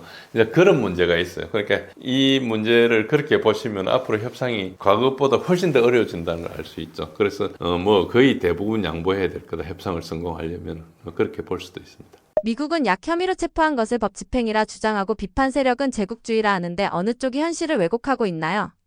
이미 뭐 많이 들어보셨겠지만 비판 세력이 옳습니다. 그러니까 미국이 현실을 왜곡하고 있고 의도적으로 하고 있는데 뭐 여러 가지 증거가 있습니다. 제가 뭐 5가지를 했는데 처음에 몇 개만 말씀드리면은 JD 벤스가 뭐라 했는가 하니까 합법적인 이유가 있다. 마두로가 미국에서 여러 장의 기소를 받았고 그게 문서가 존재한다. 이것은 약간 자기 참조적인 그 순환 논리입니다. 어쨌든 이게 원칙이라면은 어떤 나라든 다른 나라 지도자를 기소를 가능한 것이죠. 그걸 근거로 침공할 수 있는 거죠. 푸틴이 바이든을 전쟁 범죄 기소하고 미국을 침공하고 아까 말씀드린 대로 뭐 중국이 트럼프를 무역 사기로 기소를 하고 침공을 하고 이게 다 합법적이라는 것을 지금 JD 벤스 부통령이 한 이야기거든요. 이 실체는 논리가 없고 이 힘의 논리밖에 안 됩니다. 내가 할 수 있으니까 합법이라는 주장인데 법의 지배가 아니고 힘의 지배고 이건 진짜 제국주의 논리죠, 정확하게. 그리고 두 번째는 아까 말씀드린 유엔 헌장 2조 사항에 그 모든 회원국은 다른 국가의 영토 보전이나 정치적 독립을 침해하는 무력을 삼가해야 된다고 이걸 국제적으로 합의를 했고 미국이 만드는 법칙이에요. 이게 오래되기는 했지만 80년 전이긴 하지만 예외가 없습니다. 마약 범죄 수사를 위해서 괜찮다. 이거 예외가 되지 않습니다. 단지 허용하는 무력 2가지만 있습니다. 무력 사용은 이제 첫 번째 공격을 받았을 때니까 자위권을 행사할 수 있죠. 베네수엘라가 미국을 공격한 게 아니잖아요. 그러니까 이 자위권에 해당이 안 되고 두 번째는 유엔 안보리 승인이 있으냐 없었냐. 유엔 안보리 승인은 그냥 자기 국회에도 승인을 안 받았죠. 그러니까 저것도 해결이 안 되죠. 결론적으로 불법이 명확하고 논쟁의 여지가 없습니다. 그런데 미국이 법 집행을 주장하지만 그 법은 미국 국내법이거든요. 국제 관계에서는 국내법 규율을 무시합니다. 국제법 규율만 중요시하고요. 보통 국제법을 우리가 조약을 맺거나 하면 국제법을 국내법화하는 비준 과정을 거쳐요. 그래가지고 국제적인 조약을 맺었는데 그게 국내법에 저촉될 수가 있잖아요. 그러면은 각국이 비준을 해가지고 국내법하고 조정을 합니다. 그래서 뭐 주권이 약간 제한되는 경우가 있지만은 그 우리가 우리 주권은 우리 헌법에서 우리가 선언하고 있는데 국제적인 예를 들어서 FTA를 했다 그러면은 우리의 주권을 약간 제한받는 거잖아요. 우리 정책을 바꿔야 되는 거니까 그런 경우에 비준을 해가지고 국제법을 국내적으로 수용하는 것이지 내 국내법을 다른 나라에 강제하는 국제법을 하는 법은 없어요. 그래서 국제법으로는 불법이 굉장히 명확하죠. 그러니까 미국이 힘이 있으니까 저렇게 이제 위록지마를 하고 있는데 다른 사람들이 겁이 나서 이야기를 못하는 거 이런 걸 보시면 됩니다. 역사적 선례의 위험성이 있고요. 이거를 이야기하고 나면 이게 선례가 되지 않습니까? 그럼 앞으로 이제 모든 나라를 이렇게 했을 때 미국은 대항할 수 없어요. 그리고 트럼프가 자신의 언어로 증명을 했어요. 미국이 베네수엘라를 운영할 것이다. 그냥 트럼프가 그냥 아무 생각 없이 이야기한 것처럼 기자의 질문에 답변했는데 이게 굉장히 위험한 이야기거든요. 베네수엘라 석유가 미국 회사들한테 갈 것이다. 석유 생산을 증대시킬 것이다. 즉 돈을 투자해가지고 하겠다는 거죠. 이건 뭐 시간이 오래 걸리는 이야기지만 어쨌든 그렇게 하는 것이고 그런데 이 자체가 이미 완전히 베네수엘라의 주권을 무시하는 행위죠. 유엔 헌장을 정면으로 배치하는 이야기입니다. 그리고 경찰 작전이라고 이야기를 했지만 사실상 군사 작전이에요. 델타 포스를 사용했기 때문에 거기 경찰 몇 명이 소화기를 들고 들어간 것은 전혀 어떤 중요한 게 아니고 그 작전에서 명분이 중요한 게 압도적인 작전 부분이 뭐였느냐. 150대 항공기, 항공모함, 그리고 뭐 전자전기, 그다음에 여러 가지 헬기들 이런 특수부대, 델타 포스 이런 게 압도적으로 군사력이 많지 않습니까? 그러니까 군사력이 99.9%고 경찰력은 0.1%밖에 안 되는데 그걸 경찰 작전이라고 이야기한다는 게 좀 말이 안 되고 목표는 마두로 한 명을 했어요. 그러니까 명백하게 참수 작전을 했거든요. 그러니까 기본적으로 그러니까 이거는 갖다 붙이려고 한 것이지 누구도 동의할 수 없는 걸 이야기했을 뿐입니다. 국제법 논란을 감수하면서까지 체포를 강행한 진짜 이유는 무엇인가요? 예, 이게 공식적인 이유가 있고 실제 이유가 있는데 실제 이유는 이야기를 안 하니까 우리가 짐작을 해야 되는 것이죠. 공식적인 이유는 국가 안보 문제입니다. 마두로는 마약 밀매 혐의가 있고 미국은 그 체포할 권한이 있다, 권리가 있다. 이게 이제 트럼프 대통령과 헥세스 국방장관 그리고 루비오 국무장관이 한 이야기고 뉴욕 연방법원에 기소장이 있다. 이것으로 표면적으로는 법집행 작전입니다. 그러나 이걸 카테고리컬리 폴스라 그러거든요. 그러니까 범주적으로 거짓말을 이게 아예 이런 말 자체가 그 디테일을 떠나서 이 말 자체가 거짓말이라는 거예요. 그래서 일단 미국 헌법과 미국이 가지고 있는 1973년 전쟁 권한법에 따르면은 의회 승인 없이 다른 나라를 공격하는 게 불가합니다. 이게 베트남 전쟁 이후에 미국이 만든 것이거든요. 그 1973년 전쟁 권한법. 근데 언제 허용이 되느냐? 미국 내에서 일단 의회에서 전쟁을 선포하면은 이제 대통령은 해야 되는 거죠. 그 둘째는 특정한 법적 승인이 필요하고 세 번째는 미국이 공격을 받았을 때 이 세 가지인데 베네수엘라 경우는 어느 것도 해당되지 않죠. 그래서 이제 그 다음 실제 이유가 뭐냐 이 다음부터는 이제 추정에 들어가는 겁니다. 많은 사람들이 이야기하는 것은 마약이 아니고 석유일 것이다. 석유를 자꾸 이야기를 했으니까. 근데 그걸 따져보면 미국이 이제 지금 현재 심각한 석유 문제에 직면해 있거든요. 불과 한 10년, 15년 전까지만 해도 미국이 셰일 혁명을 해가지고 앞으로 에너지 문제가 없다고 그랬는데 셰일은 이미 2023년도에 피크를 쳤어요. 그러니까 트럼프가 대통령이 돼가지고 셰일을 계속 다시 생산을 하고 하기는 하지만은 이미 유정이라는 게 한번 피크를 치고 나면은 그 다음에 그게 닿거나 다시 그걸 움직이려면 엄청나게 많은 노력이 필요한 상태고요. 그런 게 있고. 그리고 이제 전략 비축유가 스트래티직 페트롤륨 리저브라는 SPR이 지금 1980년대 이후 최저 수준입니다. 지난 러우전 이후에 유가가 올라가니까 유가에 따른 인플레를 막기 위해서 여러 이제 석유 오페크에 뭐 요청하고 했는데 사우디도 말을 안 듣고 아무도 말을 안 들었죠. 그거를 그러니까 생산을 한번 늘리고 나서 나중에 늘리가지고 자기 석유 수출 국가들 석유값만 떨어지면 자기가 손해인데 이제 그 사이 유가가 오르면 각국의 재정에 형편이 되니까 이제 생산량을 안 늘리는 상태죠. 그 상태에서 할 수 없이 이제 미국이 가지고 있는 전략 비축률을 풀었거든요.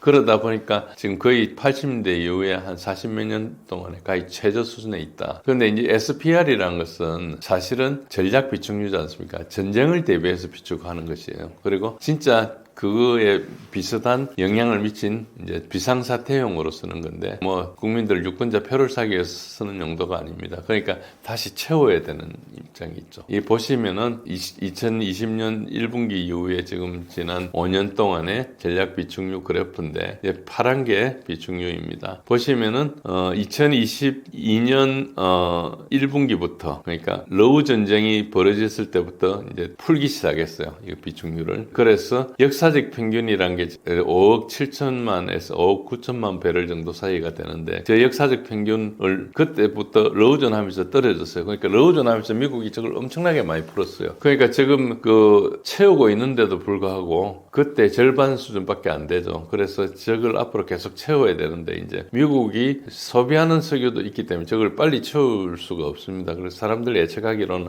한 20년까지 걸리지 않을까 이 정도로 이게 좀 비관적으로 보고 있거든요. 어쨌든 그런 차원에 있습니다. 그리고 이제 석유 자체도 문제, 전체 볼륨도 문제지만 정제소의 불일치 문제도 있습니다. 석유가 이제 뭐 여러 가지 등급이 있지만 크게는 이제 경질류하고 중질류가 있습니다. 중질류도 여러 가지 뭐 아주 초중질류도 있고 뭐 여러 가지가 있는데 어쨌든 미국은 지금 생산하고 있는 게 경질, 뭐 그러니까 샴페인 같은 스위트, 그러니까 이렇게 모양이 철렁철렁한 그런 아주 가벼운 원유를 생산하고 있는데 지금 베네수엘라 거를 옛날부터 쓰다 보니까 텍사스하고 루지애나에 있는 그 멕시코만에 있는 거대 정제소들이 전부 베네수엘라 석유에 맞춰서 건설했어요. 그러니까 중질류, 그 이제 시커마다 그래가지고 싸우라 그러는데 중질 원유를 처리하도록 되어 있습니다. 그래서 이제 이게 같은 데가 어디 있는 거니까 이제 중동이나 베네수엘라에서 나오는 이제 진한 슬러지 같은 석유를 할 수 있는 거예요. 그래서 미국은 경질류를 생산하지만은 엔진은 미국에서 굉장히 많이 쓰는 트럭 육상으로 쓰는 게 다 디젤로 작동하고 있거든요. 그래서 베네수엘라 석유를 한 32년 동안 제대로 못 썼기 때문에 이걸 하려면은 사우디아라비아에서 중질류를 수입해서 해결해야 되는데 지금 그 관계가 종결돼 있어요. 그러니까 사우디가 더 이상 서방의 주유소를 안 하겠다 이야기하고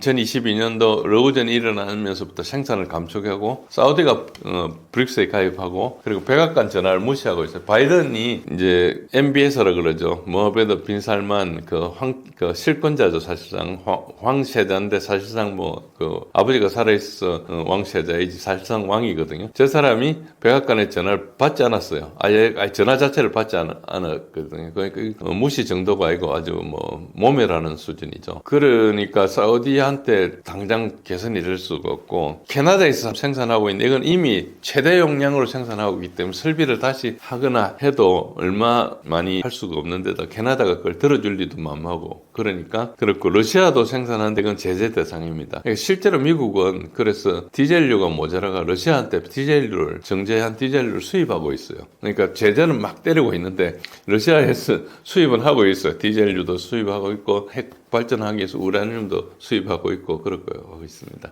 어쨌든 굉장히 위선적으로 이야기하고 있죠. 어쨌든 그러다 보니까 다시 이 중질류를 가동하려면 남은 선택지는 베네수엘라에 있는 오리노코 벨트에 있는 그 유전을 가질 수밖에 없다. 이렇게 이제 사람들이 생각을 하는 거예요. 그러니까 이 표면적으로 분명히 맞죠. 그런데 이제 그거를 왜 그냥 계약을 하지 않고 저렇게 했느냐, 침략을 했느냐 이 부분에 대해서는 여러 이견이 있습니다. 그렇지만 일단 표면적으로는 트럼프가 마약 이야기 거의 하지 않고 오일 이야기만 1시간 동안 27번 석유 이야기를 했거든요. 그러니까 엄청나게 많이 한 거죠. 그 다음에는 이제 석유하고 연결된 페트로달러가 있습니다. 석유보다 훨씬 중요한 겁니다. 그러니까 석유가 문제일 거라고 주장하는 그 추적의 많은 근거들이 언뜻 합당해 보이지만은 그거는 사실상 돈 주고 살 수 있거든요. 그러니까 이게 이제 미국이 제재를 풀고 정치적으로 복잡한 게 있는데 그걸 할 수가 있는데 왜 무리하게 군사력을 투입했느냐 이 부분은 석유보다 좀 깊은 것이 있을 것이다 생각하는 그런 추적의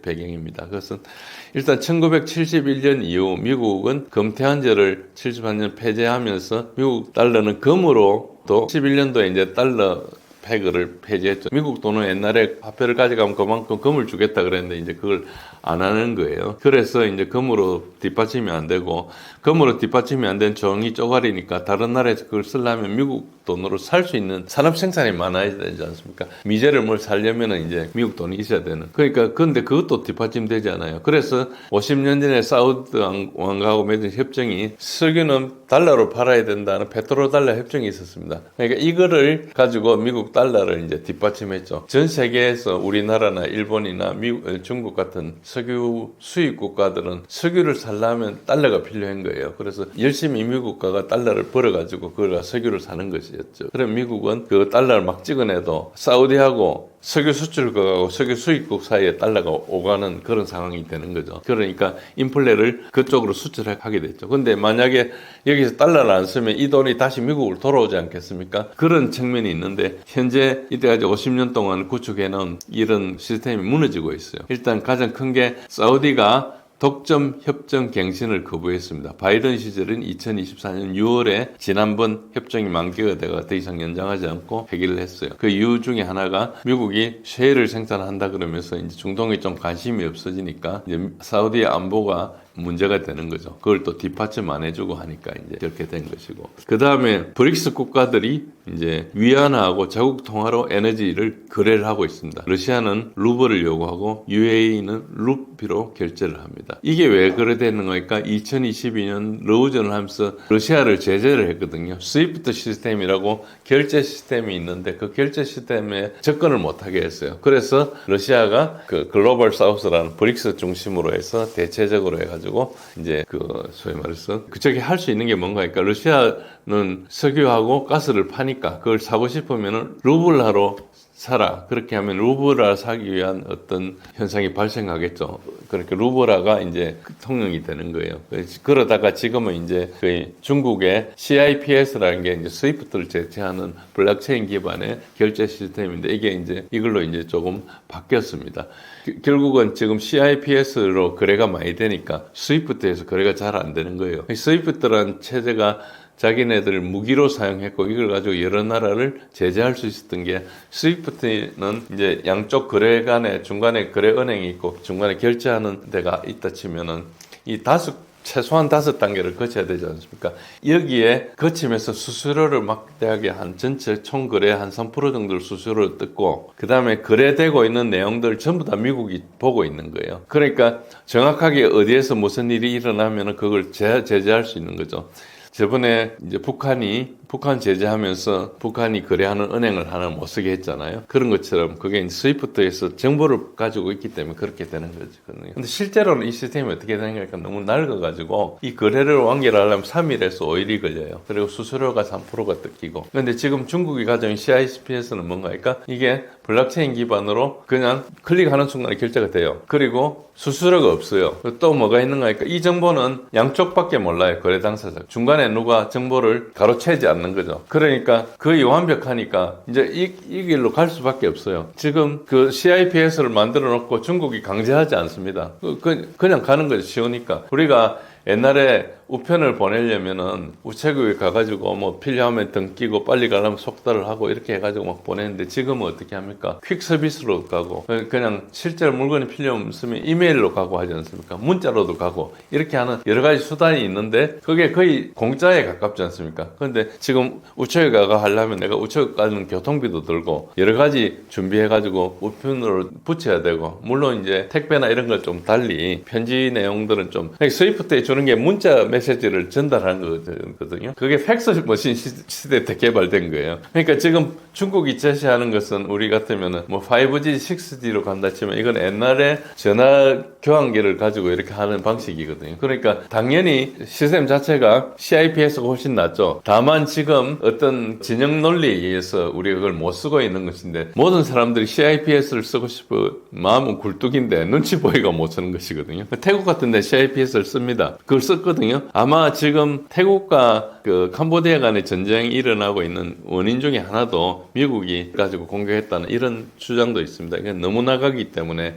공식적으로 말이 많이 안 되고 있는데 어쨌든 그렇습니다. 그러니까 석유를 중국 CIPS에 통합을 하고 위안화가 주도해서 지금 금거래가 위안화를 가지고 하고 있거든요. 그래서 상하이나 사우디에 이제 금거래소를 만들고 하니까 위안화는 금을 뒷받침하는 통화가 됐어요. 그러니까 위안화가 지금 엄청나게 오르고 있거든요. 그러니까 지금 미국 거는 종이 쪽가리밖에 안 되고 다른 데 가가지고 달러가 많이 있어가지고 언젠가는 미국을 갈 거니까 이게 미국의 물가 오르는 것은 이제 그동안에 몇십 년 동안 인플레 수출했던 게 다 돌아오게 돼 있거든요. 그러니까 베네수엘라가 큰 석유 그건데 중국이 개발해주고 만약에 이렇게 들어가면은 이게 이제 큰 덩치의 그 소위 말해서 자원 달러 밖에서 이루어지지 않습니까? 그러니까 범남방 글로벌 사우스라는 여기에 이제 큰 신호가 되는 거죠. 그러니까 이게 무슨 신호인가 하니까 미국 시스템 밖에서 막대한 부를 소유하고 생존하고 거래가 가능하다는 걸 증명했기 때문에 워싱턴은 이제 이게 실전적 위협으로 보고 있는 거죠. 그래서 명확하게 만약에 베네수엘라 석유가 위안화로 거래가 되고 그럼 중국이 달러 보유가 불필요하면 중국이 달러를 토매를 하겠죠. 미국 채권을 다 토매를 할 겁니다. 그럼 달러가 붕괴되면 그 돈이 다 미국으로 오면 하룻밤 사이에 물가가 두세 배가 되는 거예요. 그러니까 이제 이게 석유보다 훨씬 큰 위협은 분명히 맞죠. 그래서 페트로 달러의 생존이다 이런 주장을 하고 있기도 합니다. 그리고 이제 그 말고는 지정학이나 몰로 닥터린이나 시위 효과나 무작정 행동 이런 주장이 있는데 지정학은 이제 기부 통제 워싱턴이라는 말을 씁니다. 워싱턴 DC가 본래 뭡니까? 워싱턴이란 시 이름이에요. 칸마하고 DC예요. 디스트릭트 오브 콜롬비아. 그래가지고 50개 주에 속하지 않는 특별시를 만든 거죠. 콜롬비아구 이렇게 해가지고. 그래 콜롬비아구라는 것은 딱 워싱턴에만 존재하는 것이거든요. 저 DC를 사람들이 어떻게 요즘 비아냥거리는가 하니까 도너 컨트롤드다. 디스트릭트 오브 콜롬비아가 아니고 도너 컨트롤드다 이런 말을 써요. 그 말은 뭔가 하니까 기본적으로 선거에 이기기 위해서 선거에 정치 기부금을 한 사람들이 선거에 이기고 나면 그 영향력을 행사한다는 것이죠. 그래서 마르코 루비오가 국무부 장관이 된 것도 이제 미리암 에들슨이라는 이번에 트럼프 대통령한테 가장 선거 자금을 많이 대주고 다음 세 번째 선거에 나오면 자기가 2억 5천만 불을 대겠다고 공개석상에 이야기도 했어요. 어쨌든 그 사람이 마르코 루비오를 국무장관 시키려는 꼬리표를 달면서 2억 선거 자금을 수억 불을 댔거든요. 근데 마르코 루비오는 이제 베네수엘라가 아까 말씀드린 개인 프로젝트예요. 쿠바계 미국인이고 라틴 아메리카 정책이 엄청 강경파입니다. 이게 이제 플로리다 출신인데 플로리다는 그 라틴 아메리카에서 탈출해 온 그 정권에 탈출해 온 사람들이 되게 많이 있는 데거든요. 예를 들어서 우리나라도 옛날에 일제시대 되고 그런 과정에서 뭐 친일파가 됐든 누구든 많은 사람들이 이제 재산을 가지고 미국에 가 있잖아요. 그래가 그 후손들이 정치적인 영향력을 행사하고 거기서 뭐 좋은 대학 나와가지고 좋은 데서 가가지고 이제 그 미국을 돕는 이제 정책을 입안시키는데 그러면 한국에 불리해지겠죠. 그거하고 비슷합니다. 뭐 우리나라는 그 정도가 그렇게 심하지 않은데 이제 좀 오래됐고 그러니까 우리가 뭐 친일파 재산 가지고 분쟁이 있고 하는 것이 대부분 그런 스토리거든요. 뭐 자세히 하면은 다 다르겠지만 큰 범주로 그런 스토리인데 그게 이제 플로리다 가면 많이 있는 거죠. 베네수엘라의 차베스 대통령 시절이 되기 전에는 미국 석유 회사들이 그 자원을 가지고 많이 가져갔거든요. 그러니까 그거를 헐값에 가져가려면은 그 정권 아래에서 이제 그 봉사하는 사람도 있었을 거 아닙니까? 차베스 이전 정권 사람들 거기에 소위 말해서 그게 이제 독점 부호들이 좀 있었죠. 그 사람들이 차베스가 국유화를 하니까 그게 먹고 살기도 힘들고 하니까 다 도망을 가가지고 이제 플로리다에서 살고 있는데 이 사람들이 정치 집단이에요. 그래서 뭐 쿠바 탈출한 사람도 많고 어쨌든 그 사람들이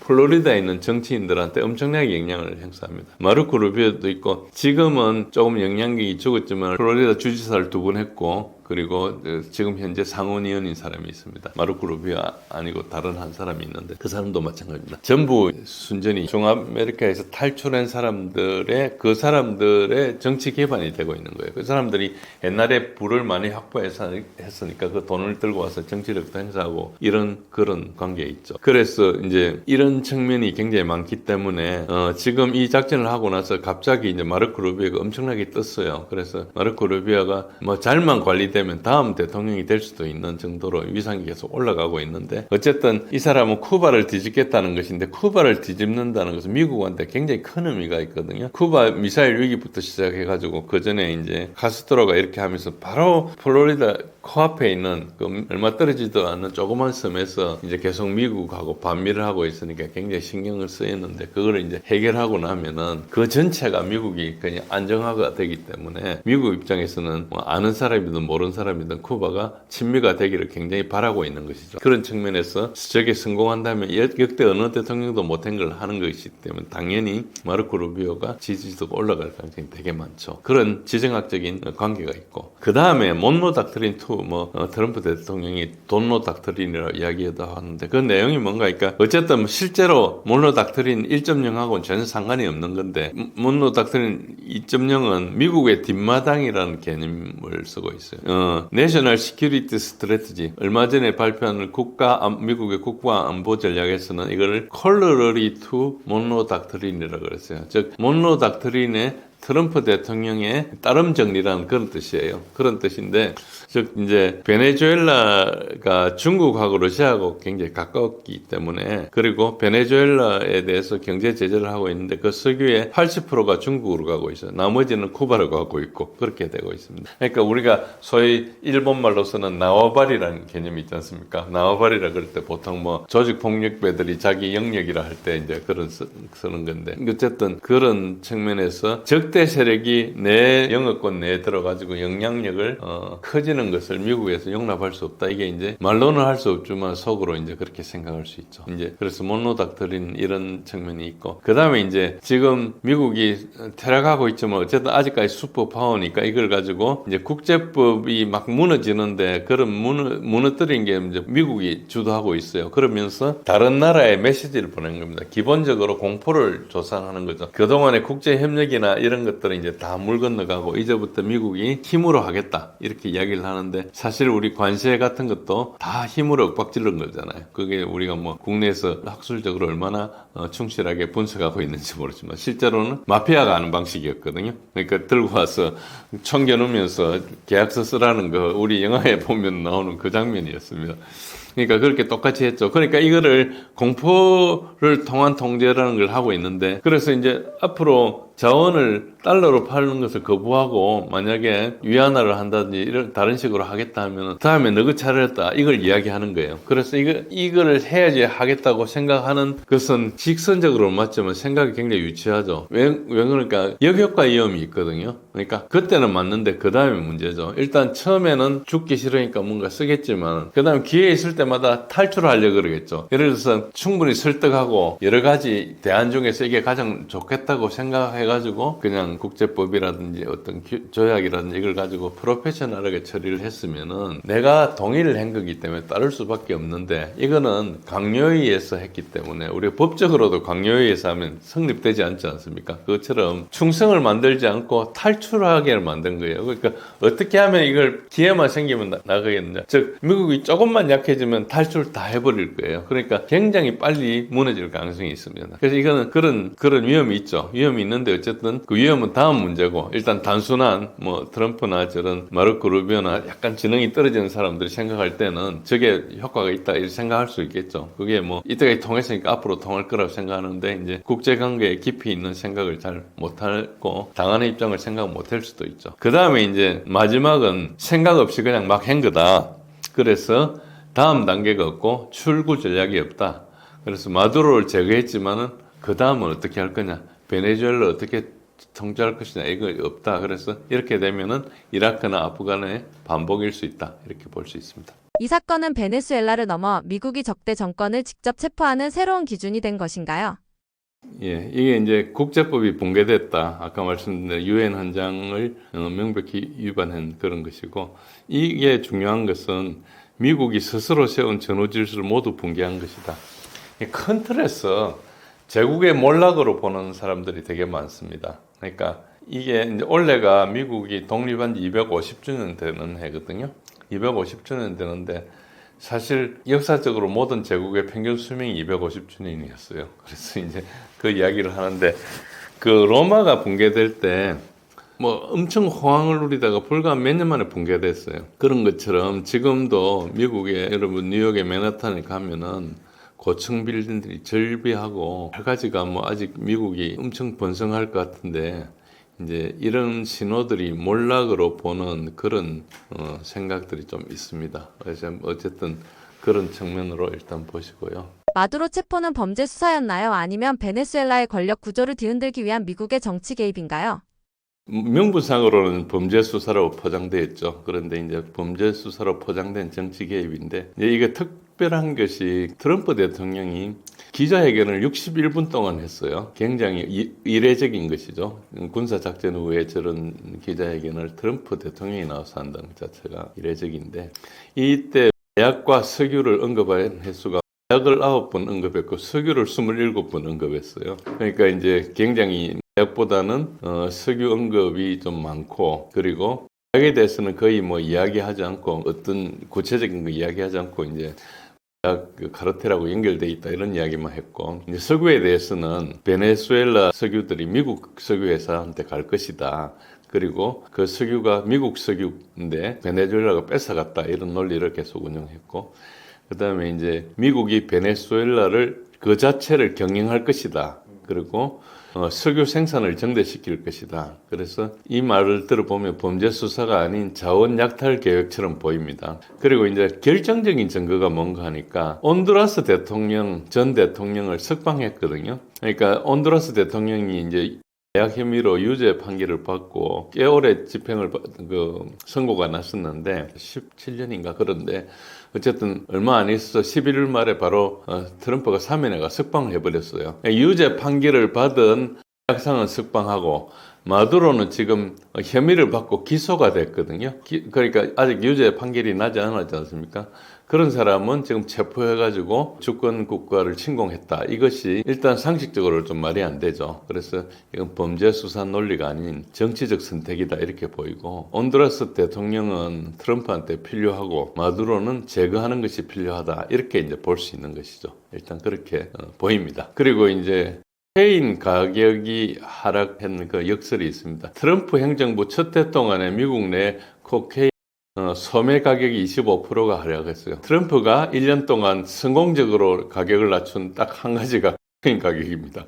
그런데 만약에 베네수엘라가 미국에 마약을 밀매하고 있었다면은 지난 8월 이후에 계속 미국으로 베네수엘라에 떠나는 그 선박들을 계속 폭격을 했는데 그러면 미국으로 베네수엘라 마약이 못 갔겠죠. 그러면은 공급이 줄어드니까 가격이 오르는 것이 경제학의 기본인데 가격이 하락했다는 것은 베네수엘라 마약이 미국으로 오지 않았던 걸 이제 방증하는 것이죠. 그리고 실제로 베네수엘라에서도 마약을 하긴 하는데 옆에 이제 콜롬비아가 원체 많이 하니까 그래서 이 마약들 주로 유럽을 간다고 알려져 있습니다.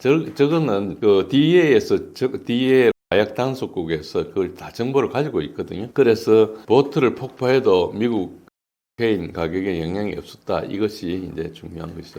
여러분들 아셔야 될 게 이제 마약 종류가 코케인이 있고 그리고 펜타닐이 있는데 코케인은 굉장히 좀 비교적 고급 마약이에요. 그래서 미국 백인 상류층들이 뭐 이런 정치인들이나 연예인들이나 이런 사람들 주로 많이 하고 그리고 펜타닐은 아주 못 사는 사람들이 하는 마약으로 알려져 있고 굉장히 유독해서 많이 죽고 있죠. 그래서 지금은 탈이 문제가 돼서 멕시코와 카나다를 통해서 들어오니까 그게 이제 큰 문제인데 베네수엘라는 미국 마약하고 거의 관계가 없는 데입니다.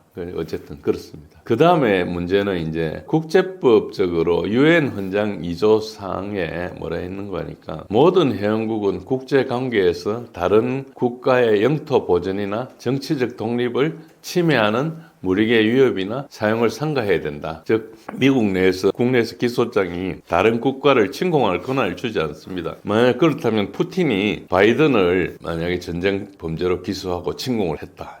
이런 것도 가능하지 않습니까? 그리고 중국이 트럼프를 무역 범죄로 기소하고 침공을 한다. 그러면은 법적으로 실제로는 그게 군사적으로 해결되겠지만 법적으로는 다 말이 되는 거잖아요. 그러니까 이게 법적으로 모순적인 이야기를 트럼프가 한 거죠. 핵심은 뭔가 하면은 유엔 헌장, 우리 국제법의 기본이라 할 수는 지난 80년간 지켰던 유엔 헌장에서는 그 나라가 독재든 민주주의 국가든 그걸 따지잖아요. 그 나라의 정치 제도에 대해서는 무관하고 그리고 영토라든지 그 주권에 대해서 확실한 보장이 있습니다. 기본적으로 그래서 다른 나라를 침공하는 행위는 저런 행위든 실제로 전쟁을 하는 행위든 합법적이지 않으면은 안 되게 돼 있어요. 그러나 이제 유엔이 헌장이 있지만 유엔을 관할할 수 있는 어떤 무력이 없기 때문에 저걸 집행은 못하죠.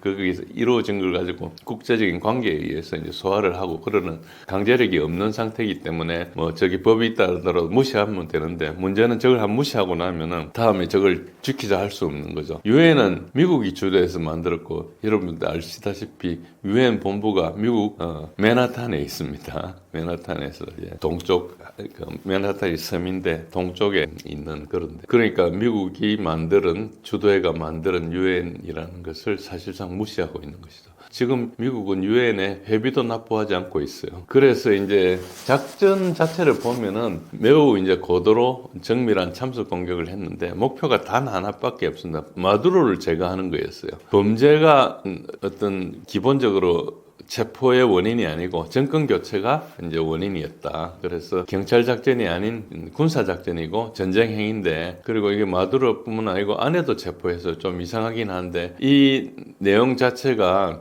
기본적으로 트럼프 측에서는 굉장히 이거를 대학 단속이라는 범죄 행위로 포장을 했어요. 그래서 대학 범죄를 가지고 한다 그래가지고 실제로 들어갈 때도 범인을 잡아오는 식으로 이렇게 했는데, 사실은 그걸 하기 위해서 이제 군사력으로 지원을 해준 그런 흉내를 냈죠. 흉내는 잘 냈어요. 잘 냈지만 누가 봐도 저게 군사작전이지 대학 단속이나 범죄 행위라고 볼 수는 없죠. 그런 면에 있고요. 그래서 여러 가지 이 질문에 대해서 여러 가지 증거들을 보면은 베네수엘라의 권력 구조를 변경하는 것이다. 레짐 체인지라 할 수도 있고 참수 작전이라 할 수도 있고, 그리고 눈에 보이는 목표는 석유를 확보하고 서방구를 재정복하기 위한 정치 개입으로 보이고, 이야기하고 있는 것이 제국주의적 언어입니다. 미국이 베네수엘라를 운영할 것이다. 그러면 베네수엘라가 미국의 식민지가 된다는 뜻 아니겠습니까? 그리고 실제로 마르코 루비오 국무장관하고 피터 헥시스 국방장관들을 지목하면서 저 사람들이 운영할 것이다, 이런 이야기를 했었어요. 물론 그 뒤에 인터뷰하면서 뭐 베네수엘라와 협의할 것이다 말이 바뀌었지만 그런 측면이 있습니다. 미국의 마두로 체포로 볼 때 미국과 정면으로 맞서는 정치 노선은 과연 안전하다고 볼 수 있나요?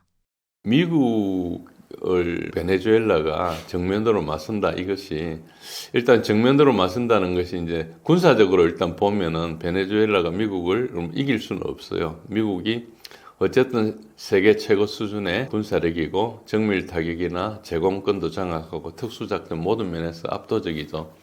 그리고 이번 작전을 하면서 150대 전투기로 베네수엘라 방공망을 완전히 무력화했거든요. 그리고 단 한 명의 사망자가 없이 델타포스가 5,000명이 지키는 강력한 요새에 들어가 대통령을 체포했습니다. 그래서 뭐 이거를 여러 가지 작전이 완벽하다고 이야기도 하기도 하고, 상당히 의심스럽다, 상당히 사전에 매수를 했을 것이다, 이런 주장도 있고 이렇습니다. 이 베네수엘라 작전 전반은 사실 우리가 언론에 알려져 있는 거로 거의 알 수가 없어요. 그러니까 지금 최선을 다해서 추정을 하지만은 6개월 지나서 보면은 완전히 다른 내용일 수가 있습니다. 그래서 굉장히 이게 숨겨진 게 맞기 때문에 누가 무슨 이야기를 하더라도 완전히 100%일 가능성이 좀 적고, 안에 숨겨진 게 되게 많고 굉장히 이상한 것도 많이 했어요. 나중에 다음에 말씀드리겠지만, 핵심적으로 이 질문은 뭔가 하니까 베네수엘라가 미국에 맞설 수 있느냐보다 미국이 이제 이번 작전을 성공했는데 그 다음에 미국이 그 다음은 뭐 할 거냐, 미국이 결론에 도달할 수 있느냐가 진짜 핵심입니다. 그래서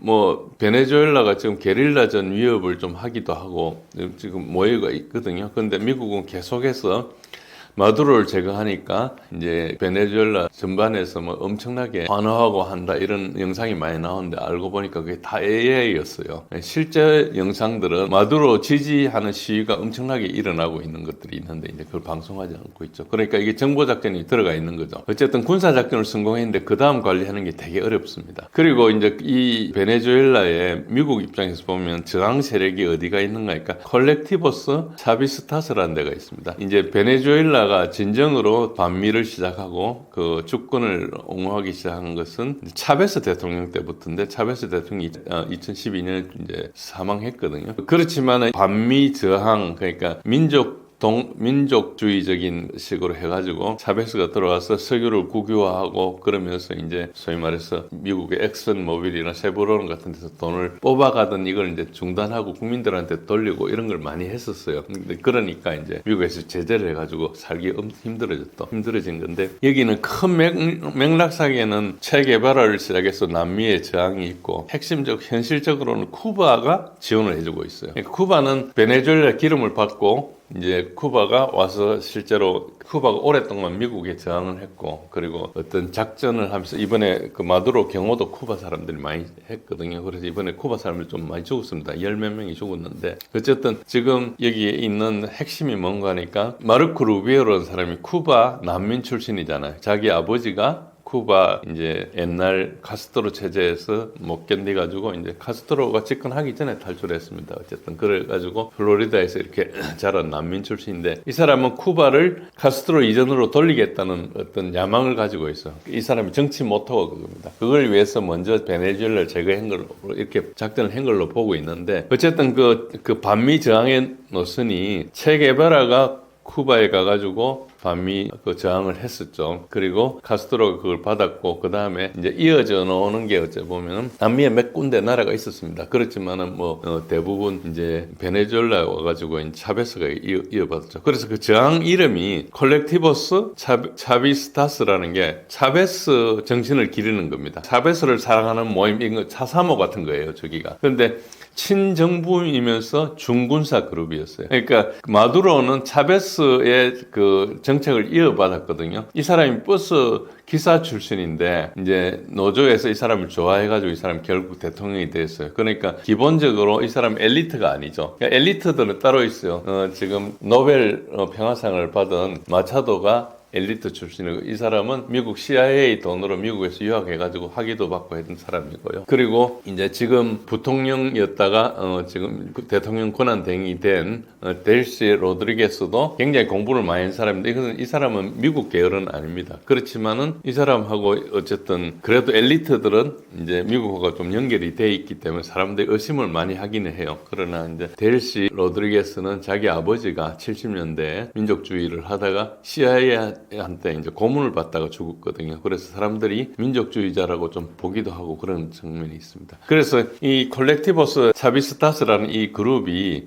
친정부 중군사 그룹이고 그리고 카라카스 특정 지역에서 영토 통제를 사실상 행사하고 있습니다. 약간 마적단이나 산적단 비슷한데 실제로 그런 걸 하면서 조금 돈을 받아가지고 자기는 운영도 하고 이렇게 하고 있는 그런 조직이라 볼 수 있습니다. 베네수엘라가 지형이 굉장히 험하거든요. 그러니까 베트남에 한 3배쯤 되는데 베트남보다 더 심각한 정글들이 많습니다. 그러니까 저런 것들이 이제 할 수 있죠. 여기 이 조직들이 이제 조직이 돌격 소총으로 무장되어 있는 그러니까 엄청난 중화기를 가지고 있는 게 아니고 그 게릴라전 하기 되게 좋은 그런 조직이죠. 그래서 봉기를 한다면 거의 완벽한 조직입니다. 정글에서 생활하고 있고 정글을 통제하고 있으면서 소화기로 이렇게 하기 때문에 미국이 들어와서 하려면 그걸 전체를 폭격하지 않은 이상은 이제 지상전을 벌여야 되면 베트남전에 재현이 되거든요. 그러니까 여기저기 늘 미국이 이기는데 나중에 보면 전체적으로 전쟁이 끝나지 않는 그런 이제 악몽이 되는 거죠. 그리고 이제 이번 작전이 엄청 성공했는데 이 작전은 굉장히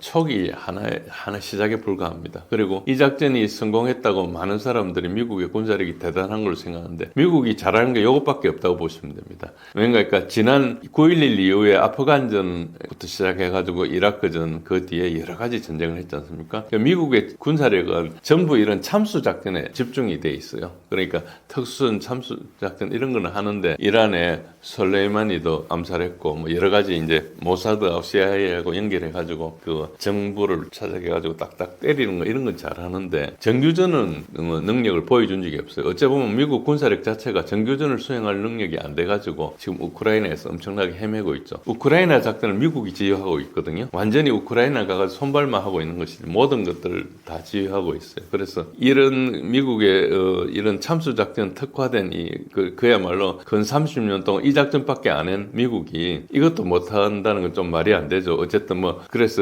이걸 보고 우리는 못하고 세계 어디도 이런 작전을 못하니까 전부 다 이제 감탄해서 보는데 사실은 이게 미국이 제일 잘하는 작전이다 그런 것이고 그리고 이라크하고 아프간에서도 이렇게 작전을 했어요. 사담 후세인의 군대도 몇 주 만에 붕괴됐고 탈레반은 처음에 들어가니까 다 도망갔어요. 근데 20년 있다가 쫓겨났잖아요. 그러니까 봉기를 하고 게릴라전을 하고 급조 폭발물이 있고 자살 폭탄이 있고 이런 데서는 미군이 견딜 수가 없는 겁니다. 20년 동안에 돈을 얼마나 쓰는 거니까 수조 달러 혹은 그 이상을 썼어요. 엄청나게 많은 돈을 써가지고 지금 미국이 재정이 무너진 것도 그때 돈을 너무 많이 써가지고 그렇게 된 것이거든요. 그리고 수천 명의 미군이 사망했지만은 결국 철수했어요. 개별 전투로 보면 미국이 압도적으로 했지만은 전쟁을 이기지 못한 것이죠. 그래서 진짜 질문은 이거 시작한 다음에 그 다음에 뭘 할 것이냐 이 문제에 대해서 미국도 확신이 없어요. 트럼프가 이야기를 하는 거 보면은 이거 들어가겠다 이런 이야기를 안 하는 것 같아요. 그 이야기는 하긴 해요. 말 안 들으면 마두로처럼 하겠다고 겁은 주는데 저 작전 한번 하는데 저런데 그 다음에 계속 하긴 좀 어렵죠. 그런 측면이 있습니다. 그래서 이제 우리가 더글라스 맥그레거 대령이 쓴 말인데 조금 임신할 수 없다는 거예요. 그러니까 들어가면 완전히 들어가야 되는 거죠. 우리가 애를 뭐 임신을 할 때 손가락 하나면 임신할 수는 없는 거잖아요. 그러니까 임신을 하든 안 하든 둘 중에 하나인데 이 작전을 시작했으면은 트럼프가 우리가 베네수엘라를 운영한다 이렇게 이야기했는데 그럼 실제로 어떻게 운영할 거냐? 지상에 없는 거예요. 카리브해 잔뜩 가가지고 해군력을 제시하고 있지만은 만약에 델시 로드리게스 대통령 권한대행한테 항공모함에서 뭐 감 질러가지고 명령을 할 수는 없잖아요. 그런데 듣지 않으면은 만약에 그거를 정치적으로 수행 불가능해가지고 안 들어준다면 어떻게 할 겁니까? 2차 공격을 하겠죠. 그래가 그 델시 로드리게스를 또 납치하겠죠. 그 다음엔 3차, 4차 이걸 해야 되는 거죠. 딜레마가 뭔가니까 군사력이 지상에 없으면 통제가 불가능합니다. 그러니까 반드시 그 정권을 실제 통제하기 위해서는 물리력이 근처에 있어야 돼요. 그래서 지상군이 그렇게 해서 중요한 겁니다. 지상군 자체는 공군이나 해군에 비해서 위력이 그렇게 크지 않지만은 직접 가서 통제할 수 있는 것은 지상군밖에 없거든요. 공군이나 해군은 아무리 폭격하고 겁을 주고 봉쇄를 하고 해도 실제로 최종적으로 결정을 못 내리는 거예요. 그래서 지상군이 되게 중요한데. 근데 만약에 미국이 지상군을 가지고 들어간다. 그러면 이제 수렁에 빠지는 거죠. 거기 가면은 콜렉티보스 차베시스타스가 기다리고 있죠. 그리고 베네수엘라 정규군도 저항할 수 있고 내무장관 카벨로가 이미 TV에 나가지고 헬멧하고 방탄복 쓰고 테러리스트과 협력하지 마라 그랬어요. 이게 정치적인 그 선언일 수도 있지만 실제로 저거를 이제 이야기를 했다고 볼 수 있죠. 그러니까 저 말을 듣고 무시하고 이렇게 행동하기가 쉽지 않거든요. 그래도 베네수엘라 지금 장악하고 있는 것은 정부니까요. 그런 측면이 있고 물론 베네수엘라가 미국을 군사적으로 이길 수는 없죠. 그러나 베네수엘라가 미국을 수렁에 빠뜨릴 수 있는 거고 이거는 벌써 60년 전부터 증명이 된 겁니다. 베트남전 이후로. 그리고 결국 게릴라전을 하고 봉기를 하고 끊임없는 저항을 하고 이게 그 호치민이 그렇게 했던 것은 뭡니까? 민족주의였거든요. 우리가 독립을 원한다는 거였어요. 프랑스에서 독립을 원하고 그리고 미국으로 독립을 원한다. 그거였어요. 그리고 그 가난한 나라가 어떻게 전쟁을 했겠어요? 미국이 줬던 남월남 정부군한테 줬던 무기들이 전부 다 베트콩한테 왔잖아요. 그러니까 부패한 거 이런 걸 한 거죠. 실제로 지상에서 저런 정신을 가지고 계속 하면은 그 미국이 지원하는 데는 대부분 그렇습니다. 이라크도 마찬가지고 아프간에 들어가서도 친미 정권을 수립했잖아요. 근데 미국이 철수하는 날 같이 도망갔잖아요. 다. 그러니까 소위 말해서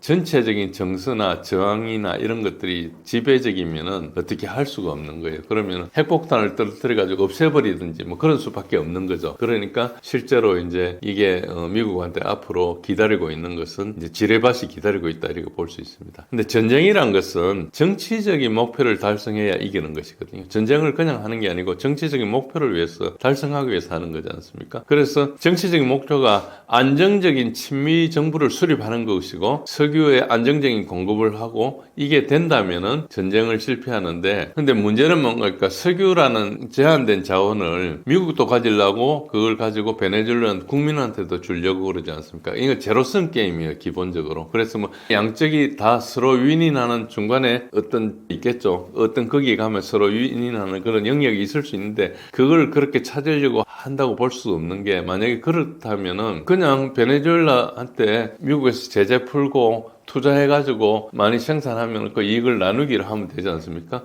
그러니까 그렇지 않고 지금 뺏으러 간다는 것은 그거 말고 다른 게 있다고 볼 수 있는 것이죠. 그래서 지금 시작 단추가 너무 많은 방법으로 잘못될 수 있기 때문에 미국이 바로잡을 능력이 없다고 보는 겁니다. 미국이 이때까지 보여준 것은 저런 걸 바로잡을 능력을 증명한 적이 한 번도 없어요. 60년 동안 계속 실패해왔거든요. 엄청나게 많은데 전쟁을 일으켰지만은 아무것도 해결 안 됐어요. 사담 후세인을 제거하고 이라크가 계속 사담 후세인 제거한다고 35년 동안 지금 시간이 지났는데 실제로 이라크는 시아파 군들, 이란의 지원을 받은 쪽에서 움직이고 있어요. 본래 이라크는 시아파가 많았고 수니파가 적었는데 사담 후세인이 수니파를 가지고 통제를 했거든요. 근데 사담 후세인을 제거하니까 이제 수적으로 압도적인 시아파가 이제 나라를 실제로 끌고 가는 거예요. 미국이 거의 존재하고 있고 거의 꼭두각시 정글을 하고 있지만은 실제로 이라크를 통해서 움직이고 있다. 그리고 그 이라크를 통해서 과거는 시리아를 통해서 갔지만은 레바논에 있는 헤즈볼라를 지원하는 하는 것도 이라크를 통해서 할 수 있는 거죠. 그러니까 그런 식으로 하니까 미국이 사실 안 좋아졌고, 그리고 리비아의 가다피를 제거하고 나서 어떻게 됐습니까? 미국이 리비아의 가다피가 독재자로 해가지고 제거를 했는데, 그때 리비아가 가다피 시절에는 북아프리카에서 가장 잘 사는 나라였어요. 뭐 교육도 공짜고 다 공짜였어요. 그런데 제거하고 나니까 지금 나라가 엄청나게 나빠져가지고 저희 지금 노예 시장도 실제로 있거든요. 그 정도로 정리가 안 되는 상황이죠. 그래서 들어가서 그 나라를 안정적으로 계속 유지를 한다는 것이 거의 불가능하고, 미국은 그런 능력이 없다는 걸 입증을 했기 때문에 이게 이제 앞으로 잘못될 일만 남아있다. 그리고 만약에 부통령이 협력하지 않으면, 지금 막 협력하는 척 하고 있어요. 그래서 지금 부통령이 미국하고 미리 거래를 한 거냐 아니냐 이런 것에 대해서 많은 지금 추측이 오가고 있는데, 일부 거래를 한 것 같은 느낌도 들어요. 그렇지만 그건 아직 알 수가 없고, 만약에 지금 스탠스대로 부통령이 협력하지 않으면 어떻게 되냐, 그리고 권력자들이 평화롭게 물러나지 않으면 봉기가 일어나거나 내전이 일어나면 어떻게 되냐, 이 모든 것들이 굉장히 나쁠 수 있는 거예요. 이걸 다 통제하면서 미리 계획하고 했다기 보기에는 미국에 이걸 움직이는 사람들이 너무 아마추어들이거든요. 그래서 이 사람들이 어떤 그런 걸 그전에 성공한 전례도 없고, 새 정권에서 이걸 잘할 사람들 같이도 않아 보이고, 그래서 상당히 의심스러운 눈으로 보고 있습니다. 그래서 이제 전망은, 이제 한쪽에서는 시리아처럼 모두를 매수했다. 2024년 12월 달에 11월 12월 달에 시리아가 HTS가 와가지고 아사드 정권을 무너뜨리는데, 아사드 정권의 그 큰 군사력을 불과 15,000에서 2만 명의 HTS가 와가지고 갔는데, 알고 보니까 이제 시리아 군을 다 매수를 한 거죠. 그동안에 제재를 해가지고 시리아 군의 월급도 제대로 못 주고 이런 상황이니까 이제 이게 넘어갔다고, 그런 측면이 있거든요. 이런 식으로 완전히 매수했다는 주장이 있고, 아니다, 앞으로 한 달만 있으면 상황이 나빠질 거다, 이런 주장이 있습니다. 그래서 이 엇갈린 주장 사이에 뭐가 될 것 같아요. 그래서 일단은 이 모든 스펙트럼 안에 가능성이 있고, 베네수엘라가 최강대국 미국을 이길 수 있을까, 이런 측면보다는 이게 정치적으로 전략적으로 이렇게 이라크와 아프간에서 증명했듯이 약자도 강자를 지치게 만들 수 있기 때문에, 이게 어느 정도 지상군이 들어갔다니 해가지고 미군이 죽어가지고 그 소위 말해서 바디백 그 관이 미국에 도착하기 시작하면 이제 그다음부터 미국이 엄청나게 압력을 받거든요. 그래서 그 베네수엘라는 이기는 게 아니고 패배하지 않기만 하면은 미국이 떠나게 되고, 그리고 미국이 비용을 감당할 수 없게 만드는 것이 게릴라전의 논리고 60년 동안 성공해왔거든요. 그래서 이런 식으로 갈 걸로 보는 게 조금 더 확률이 높다, 이렇게 보시면 됩니다. 오늘 나와서 여러 이슈를 말씀드렸습니다. 저는 이제 군사력 분야에 이제 전문을 하고 있고, 특히 러시아 우크라이나전을 열심히 보고 있습니다. 오늘은 뭐 러시아 우크라이나전에서 많은 말씀 못 드렸는데, 제가 러시아 우크라이나전에 대해서도 업데이트를 하고 계속 있습니다. 그래서 제가 운영하고 있는 신제일의 군사력 이야기라는 블로그에 오시면은 제가 올리는 글들을 볼 수 있고 하셔서 제가 소통도 하고, 혹시 궁금한 거 있으시면 질문하시면 제가 그쪽에 대해서 조사도 하고 연구도 하고 하겠습니다. 오늘 들어주셔서 감사합니다.